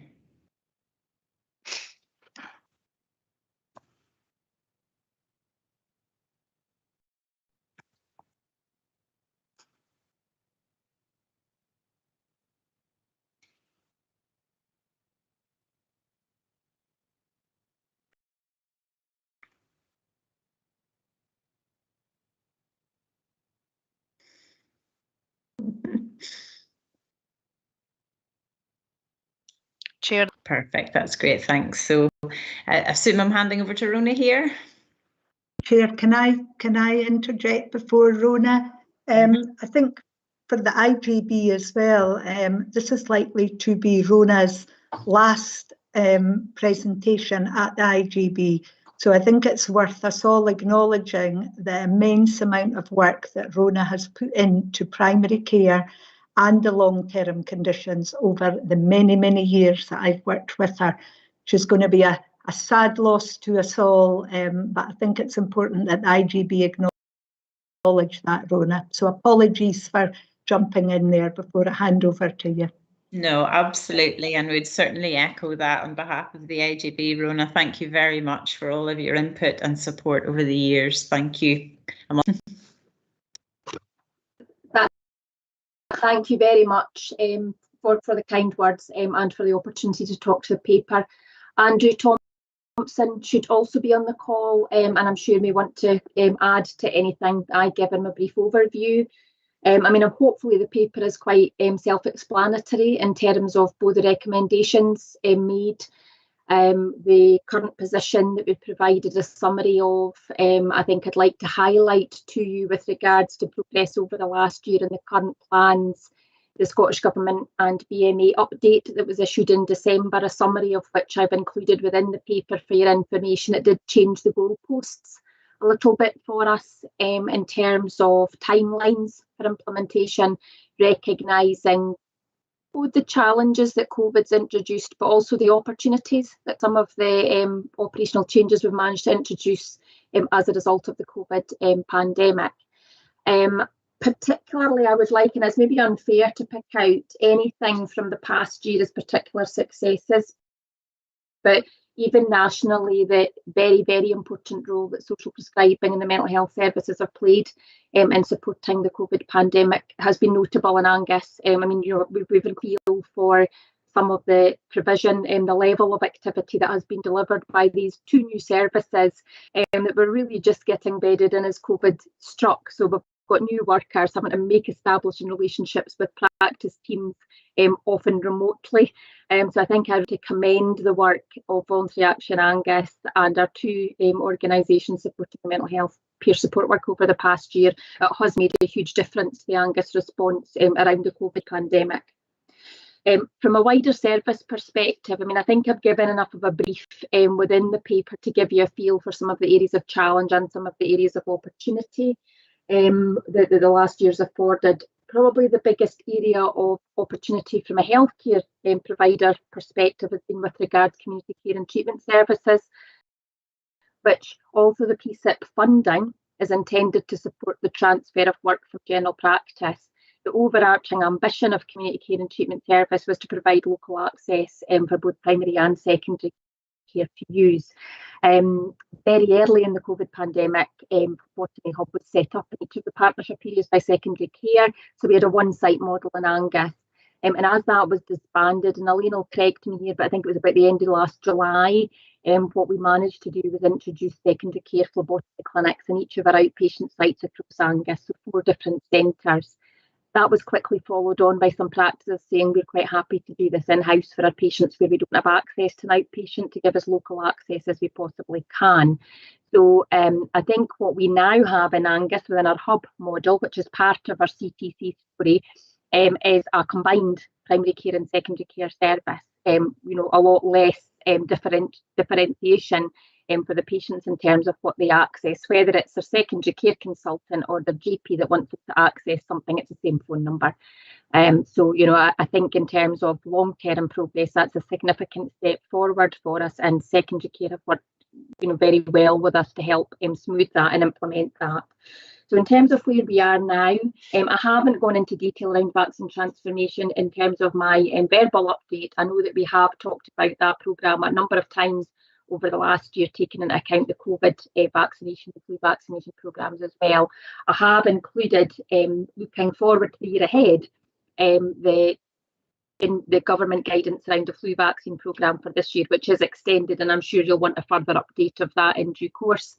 The national guidance around subsequent COVID vaccinations is yet not confirmed, so we don't have a formal position around what the next year's vaccination programme in its entirety is going to look like, and that makes planning just a tad difficult for us all. But it is what it is, and I think we understand why we're in that position nationally. A lot of work is happening. So looking to the year ahead, what we've done is we've based our planning on the indicative allocations, and we haven't yet got our confirmed finances for this year. We are also expecting from Scottish Government an updated Memorandum of Understanding. You may recall seeing the one back in 2018 when these services were introduced, and we are expecting some changes to that. So there's a few things that we might have to adapt our plans for this next year, taking into account. However, again, we've given a good overview of where we currently are and the potential risks around this. I think, again, in terms of highlight reports, I mean, vaccine transformation, the planning will be dependent on what the actual ask is and what the requirements of that modelling are. And I think another further update will be required about that in due course. We've based our current planning on a number of assumptions. I would balance that by saying that all the children's services and midwifery services are now well established and running almost as business as usual, and they are delivering the COVID elements also. So I think there are elements of this programme in place, but with regard specifically to the adult vaccination programme, you will require more detail of that once that's confirmed at a national level, I would suggest.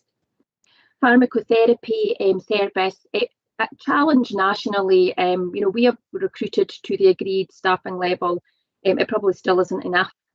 There's a lot of redesign and evaluation work happening within the services locally, so within Angus and Tayside, but a lot of discussion taking place nationally around the pharmacotherapy modelling as well. And I think we do need to see the MOU, the revised MOU, to look at the absolute must-dos within that service in terms of the expectations of partnerships and boards over the next year and beyond.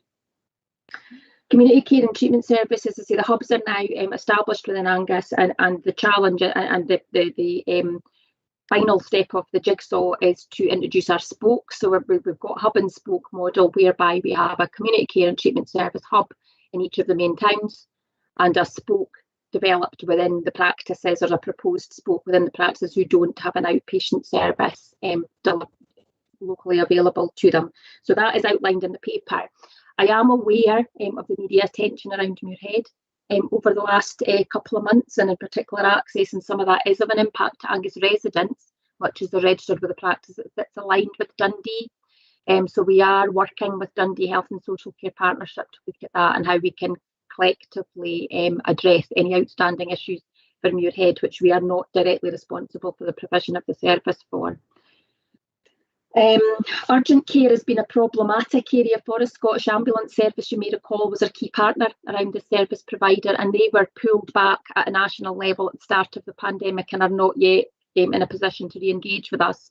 I have added within the paper that nationally this is recognised and that we have got, and I'm hesitant to use the word extension, but they recognise that it will take us longer to develop an urgent care model that considers the vast learning and rapidly changing environment around urgent care planning nationally, and you'll be aware of the flow hubs and such like introduced in Tayside. So we want to develop something that's in keeping with the wider pathways and plans across Scotland and within Tayside. So we will have to come back with more detail about that in due course. First Contact Physio is fully implemented. I'm pleased to say we've now recruited fully to the available positions, and we have a sessional Career Start GP supporting the programme as well since May, a couple of sessions a week, which I think will be helpful. Again, most of these programmes are all at the same stage now. We've done the transfer of activity, but we've got an ongoing opportunity to innovate and further develop and expand these services beyond the scope that might have been outlined by Scottish Government, and implement this as business as usual. So there's an ongoing improvement and development agenda will fall out of the piece that once we tick all the boxes. Financial information is included. You will see that there is a significant underspend. We are this is largely due to delays in recruitment. So recruitment has taken longer. Even when we've put posts out, they've taken longer. The practicalities of people relocating during a pandemic is challenging. So you will see that moving forward, the underspends diminish significantly. We have requested permission for delegated authority to work and have Gail's approval to prepare a plan for use of some of the slippage monies sitting assigned to this programme, obviously that would meet the requirements and overall kind of vision and values. And so that's one of our asks today. I don't think there's anything anything else I would really like to highlight in this report other than to kind of highlight the outstanding and ongoing risks. There's no new risks that we haven't outlined in previous papers. But obviously recruitment and retention, we can only move at the pace of the available workforce, and we've done quite a bit of rejigging with skill mix and workforce modelling to recruit where we can, and where we've struggled to recruit maybe the grades or professions that we would have liked to. Premises is increasingly becoming a problem, and of course in a current COVID environment that makes it, it highlights the challenges with the extra space and requirements we require for these services. But as demand builds, I think we all recognise that the primary care premises strategy becomes increasingly important, and we have provided a paper at this forum before outlining the next steps in relation to that. I think I'll pause there and invite Andrew to add anything further, and then happy to take any questions. Thank you, Rona, and thank you for your sort of very comprehensive overview. Hopefully I won't keep the meeting too much longer. In addition, I think I'd like to sort of pause at the start and echo Gail's words regarding yourself, Rona. You are an absolute sort of a key linchpin in this process and will be sadly missed. And although I know that your successor will work equally well, there is only one Rona, and that is irreplaceable. But equally within the whole of this program and sort of smaller programs and work streams within it, I'd like to pay tribute to all of those leading this, both in devising the services and delivering the services. They have done a huge amount of work, and also during very, very tough times, both professionally and personally for many of them. So I think I'd like to make sure that tribute to those teams is duly noted. You highlighted each of the areas. I won't go into them in detail, but certainly the COVID pandemic has focused our attention on needing to make sure, and we are in a good position with both mental health and social support through link workers to provide what is going to be a much greater need within our population going forward. So we have positioned ourselves very well in that, and possibly have ability to upscale that should that need arise as well, because we've got a good and safe model that's providing excellent care and getting very good feedback from it. Physio also upscaled at pace to provide a greater service in Angus, and that again the need for physiotherapy has also increased with people being less mobile during the period of lockdown, and that is then feeding into relatively not necessarily minor for each individual patient, but from a physio's perspective, relatively minor and actually easy to improve and easy to solve clinical presentations. And that is exactly what First Contact Physio is designed. And I believe we are the only First Contact Physio in Scotland to have engaged with a GP to be linked to it through our Career Start, which is a complete innovation. And I think that will be hugely positive. CTAC's also, I think, are very positive by linking it to the outpatient department model. I think this enables us to have better access for patients closer to home for those seeking phlebotomy, especially from hospital-based colleagues, rather than having to necessarily travel into sort of Strathrow or Nine Wells for this. So I think that is hugely positive and allows us to progress this service. And the sort of spoke model again, and make sure that we've got the ability for closer to home. I think it was mentioned earlier, and picking up on just some of the risks, because everything is not always absolutely shiny. But I think one of the things that COVID has got in the way of is the ability for us to build these multidisciplinary teams and to get those personal relationships. It's fantastic how each of the teams has adapted to using remote consultation and remote Teams meetings. So when we're talking about enhanced community support, meeting over Teams to discuss patients and to help manage their care, you do lose a little bit around that. But actually the effort of teams to engage in that and to actually protect and improve patient care through that has been outstanding. I think in terms of sort of workforce retention, recruitment and retention, we talked about the new MOU coming out and perhaps defining the must-dos. And I'd caution that even in our government tracker return, we've put in sort of what we fondly referred to as plastic versus platinum. Plastic is the bare minimum. Platinum is what we'd all like to do if we put our professional hats on and indeed put our hats on as members of potential patients. I think actually to maintain our retention of the workforce, we need to always aim for that, not just must do, not just should do, but actually what we would wish to do.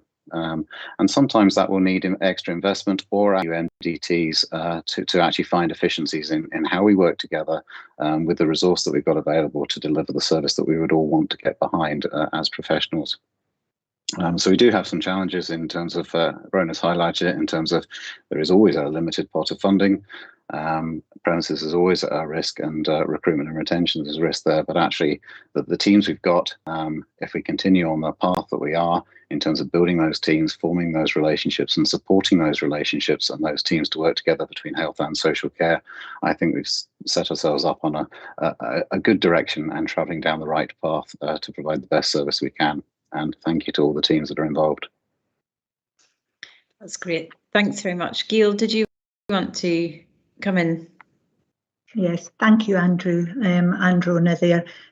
Two things. Nicola Richardson, who's Interim Director of Allied Health Professional, at Monday's Executive Leadership Team confirmed her offer of support around developing the allied health professionals, and she specifically mentioned dietetics and how they could help us in primary care. So if one of you wanted to contact Nicola, she said her willingness to be involved with that. By way of reassurance to the IJB as well, we've taken a paper on premises to Professor Peter Stonebridge, which Rona prepared, so that has been submitted.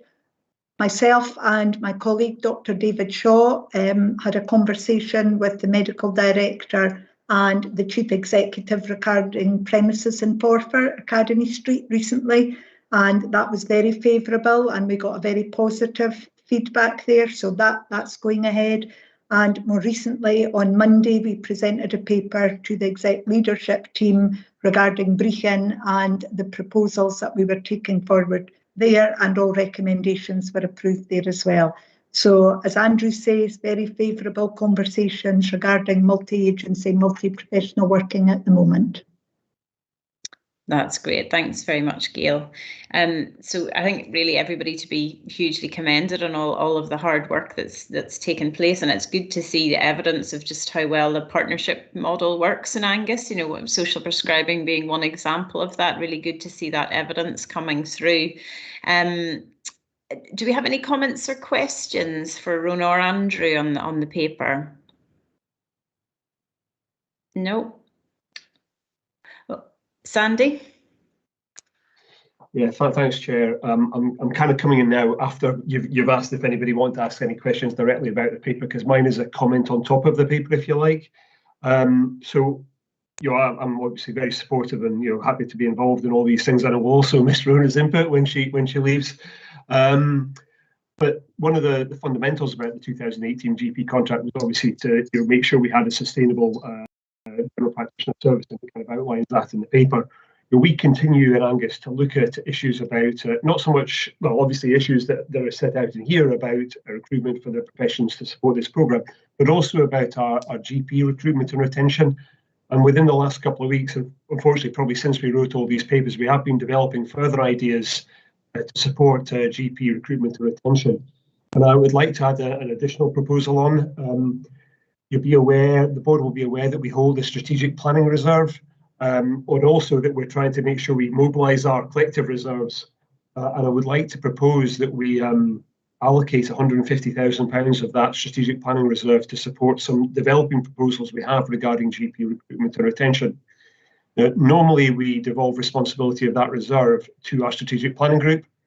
And, you know, I'm kind of slightly bypassing that, and I'm only doing that because of timelines, because of the need to move things on quickly, for example, to do with things like the academic year. But I would suggest if we could maybe approve that £150,000 from that existing reserve to support GP recruitment and retention, when we look at our overall reserves in maybe August or October, we kind of look to maybe reinstate that funding and kind of re-support the overall strategic planning reserve to kind of, you know, backfill the funding, if you like. But I think this approval of this reserve that I'm suggesting, 150k, would be a useful and helpful augmentation of what's been set out here. So hopefully the board would feel they can maybe approve that to support this overall effort about producing a sustainable general practice system locally. That's great. Thanks so much for that, Sandy. So just on that, if we move to the recommendations, there's obviously a number of recommendations at the start of the paper, which you'll all have read, including a further progress report for December this year, and to approve the direction attached. And if we also add in the recommendation that Sandy has just outlined there in terms of allocating £150,000 from the strategic planning reserve to go towards the GP retention and recruitment work. Are we all hands? Yep. Yes. Sorry, okay. Chair. I had my hand up. Sorry, it's Hayley Mearnsby. Yeah, sorry. It was I just wanted to thank Rona for all her help and support in regards to getting the social prescribing project up and running, and how much of a success it's been, and it wouldn't have been that without Rona. So thank you so much, Rona. That's great. Thanks, Hayley. And yes, all the very best, Rona. Thanks very much for today as well. You're very welcome. Thank you, everyone. Okay, we're moving on now to agenda item 9, which is the prescribing management paper. Sorry, I'm just bringing it up. Chair, can I just interrupt? Charlie Sinclair's going to have to go to another meeting at 4, so he'll be leaving the meeting shortly and sends his apologies. Okay, thanks for that. Thanks. Chair, can I hand over to Dr. Alison Clement to speak to this paper? Absolutely. Welcome, Alison. Thank you. Very aware it's been historically a challenging position for the IG, and now we're in an improved position financially, and that has been through a quality improvement approach that we are very keen and build on. So I won't reiterate what's in the paper. I would highlight that there is the workshop on the 2nd of July to look at how we make this sustainable for the future in terms of building on our prescribing and the engagement that we've got. Serial prescribing is an important part of that in terms of managing prescribing, and we're also working with the prescribing strategy to highlight the amount of work that's going on around health. As one of the work streams of the prescribing strategy around social prescribing and the pathway for depression and anxiety in the community, that are including medicines, but not always medicines. People have real options, and also the work of the medicines management group very much up and running, looking at lithium and clozapine, and the role of the lead pharmacist with mental health and our growth is being very, very well received. So it's just some assurance around links with mental health, because I know that is a concern of everybody here. So very happy to take any questions. You've got the work plan there as well. That's great. Thanks very much, Alison. And again, to be congratulated on such a lot of work in this area. It really is fantastic, and it's so good to see it all set out for us. And again, really glad to see the inclusion of social prescribing in there, and on how well Angus is doing in that area. Any comments or questions from anyone? No?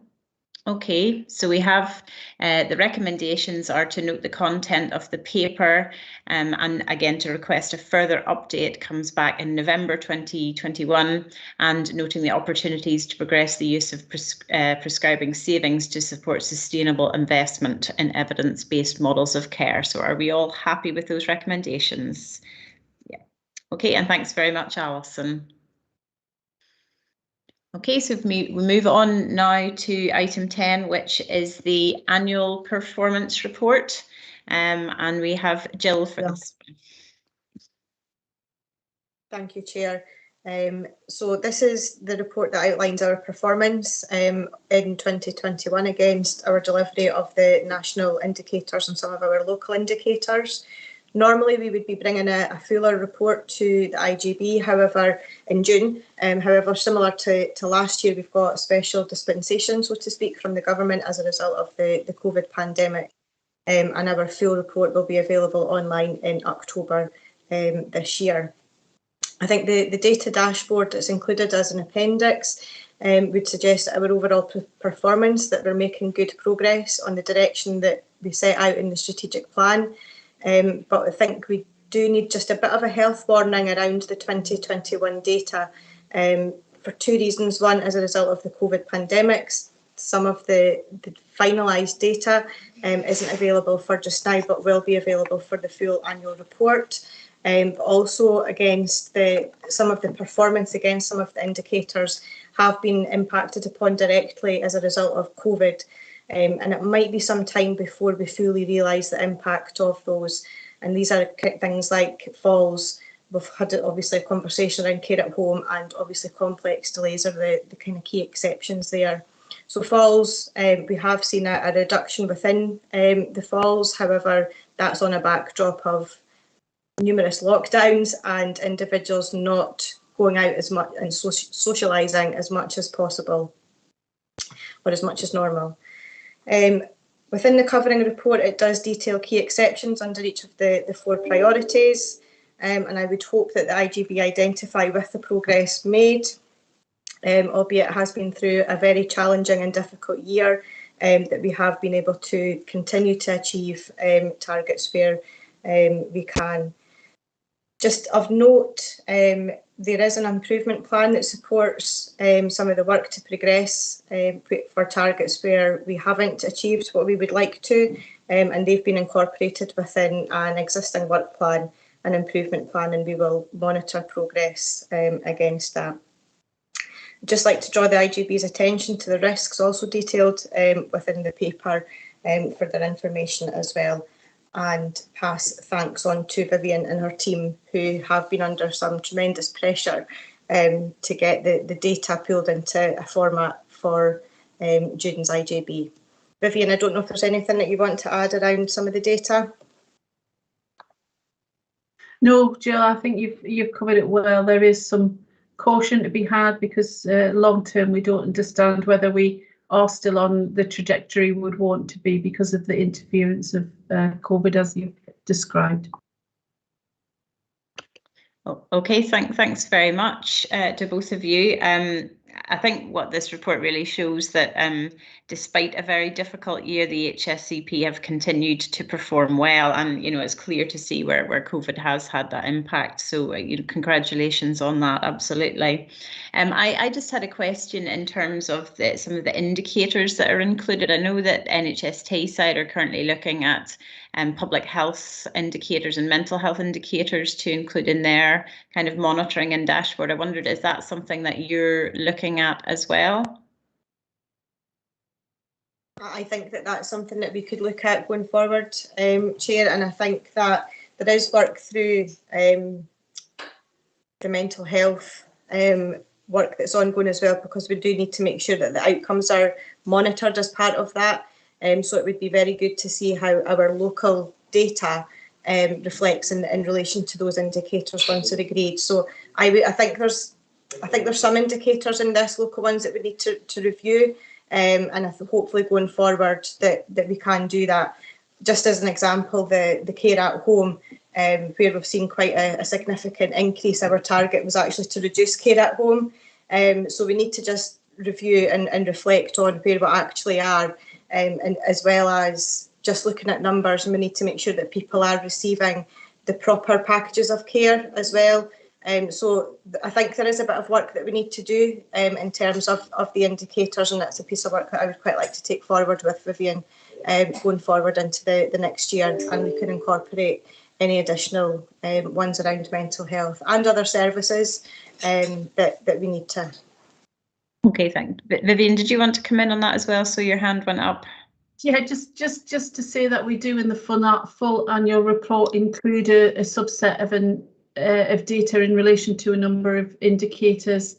That would include bed days for adult mental health, for example, average length of stay for adult mental health.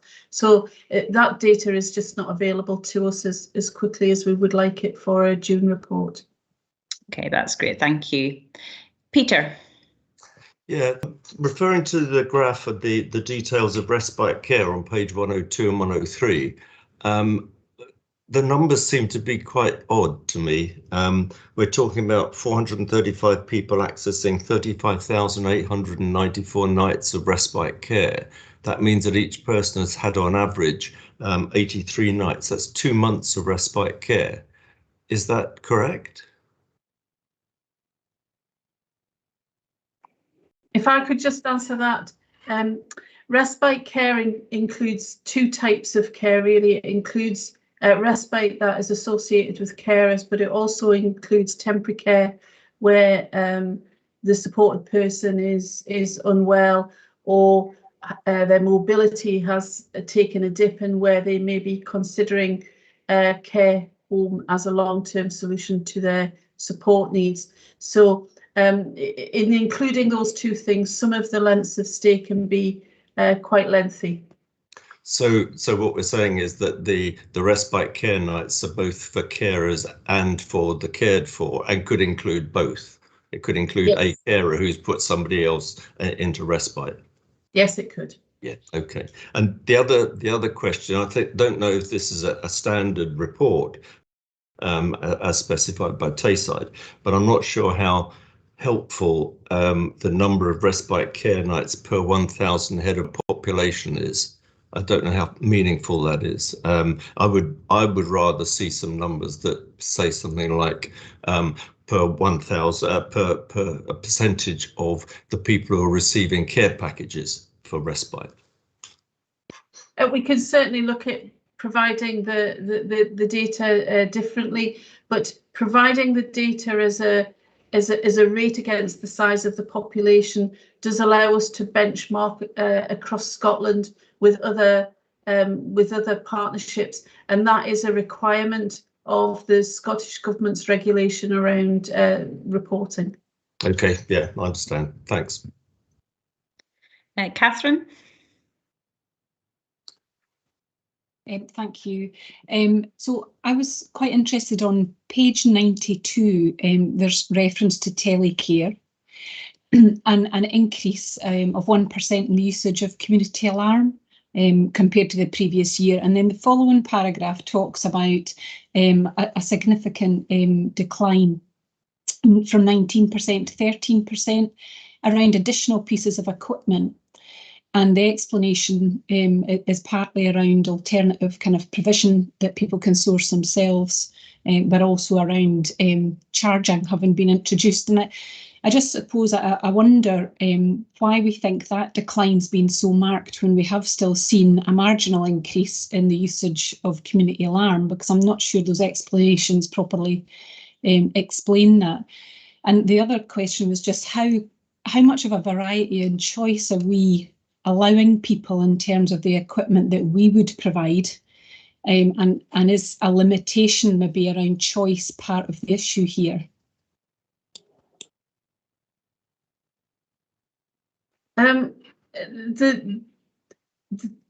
The answers are a fair reflection of what has been happening, Catherine. There is a limit to what can be attached to our community alarm system currently, as it remains an analogue system, but there is a plan in place to upgrade that to a digital system where we will see a greater choice of peripherals that will be available in the system. We have seen, because we've had a project called Check Tech Out, where we've been able to loan pieces of digital equipment to people in the community, and they have gone on to purchase those pieces of equipment for themselves. So we have seen a shift in the uptake of tech associated with community alarm, in part because people might already have smoke alarms that are mains wired already and connected to each other. That is something, for example, that's required by planning law for everybody by next February or March time. So we're already seeing that. So that has put a reduction in requirement for smoke alarms, for example. We have seen families invest in things like Alexa and other assisted technologies. That has meant when we've come in with a community alarm, they've already had different systems in place. And we most certainly have seen people who have declined peripherals because of the extra charge. Okay, do we have any other questions, comments? No. If we just move to the recommendations, then there's a number of recommendations contained, which you'll have seen on the first page of the report. Are we happy with those recommendations? Yep. Okay, thank you very much. Moving on now to item 11, which is the Clinical Care and Professional Governance Annual Assurance Report. Dr. Clement will speak to that. Shabir? Yep. Yep. Okay, I'll not repeat what's in the report. You've had this report. I just wanted to provide assurance that we have an Angus assurance framework which ensures all the services are working towards the health and social care standards.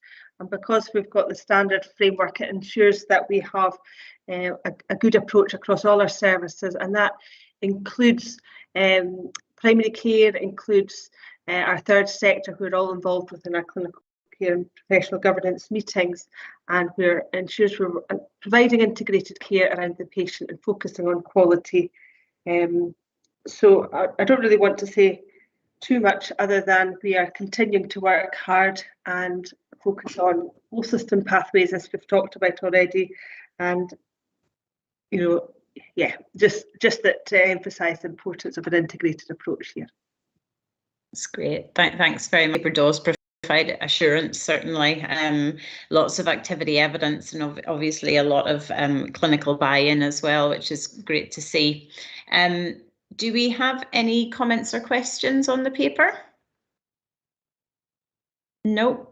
Okay, and we just move to the recommendation, which is given at the start of the report to support this approach and the frequency of meetings and the breadth of business undertaken. Are we all happy with that recommendation? Yep. Okay, thanks very much. We'll move on now to the annual work plan, agenda item 12. This is the annual work plan from April 2021 to March 2022. Gail, is this for you? Sandy. Okay. That. Yep. Sandy. There's Sandy. Yeah, I'm here, Gail. Yep. Yeah, I think, well, hopefully this paper is relatively self-explanatory. I think we felt there was merit in just sharing at the start of every, the start of every annual year. We would share our plan for work going forward, so that board members knew when to expect what and what was going to be on our agendas coming forward. I think, in the truest sense, this is a plan. And like one of the things I've said earlier on today, we as an IJB have to accept sometimes our plans will evolve. We'll certainly add new papers in as that's required. Sometimes things may have to move in time. This is to set a plan out for what kind of business we expect to see coming forward. It's meant to capture everything that we know that is likely to come forward at the moment. A mixture of regular reports and annual reports. So hopefully this will prove a helpful note for the board to see at the start of every financial year, and I would expect us probably to see it in future April meetings. Thank you. That's great, thank you, Sandy. I think this is a very useful document to have and to have a look at this stage. Any comments or questions, Catherine? Thank you. It was just to point out a matter of accuracy on page 128. And it was just to say, I think this is maybe a slightly earlier draft because there are a few reports there that are attributed to Angie Pert and Nikki McNamee, which would need a Health and Social Care Partnership management team representative to be the author of the report. Okay, thanks for that, Catherine. I'm sure Sandy and the team can pick that up. Okay, any other comments or questions? No, and we're just being asked to note this work plan and to request that it's shared annually at the first meeting of each reporting year. So we're happy with that recommendation. Okay, so that just brings us to the final item on the agenda, which is the date of the next meeting. So it's Wednesday, the 25th of August at 2 o'clock. And look forward to seeing you all then. Many thanks for all of your contributions today and to everybody for the production of the papers as well. And look forward to seeing you all in August. Thank you. Thank you.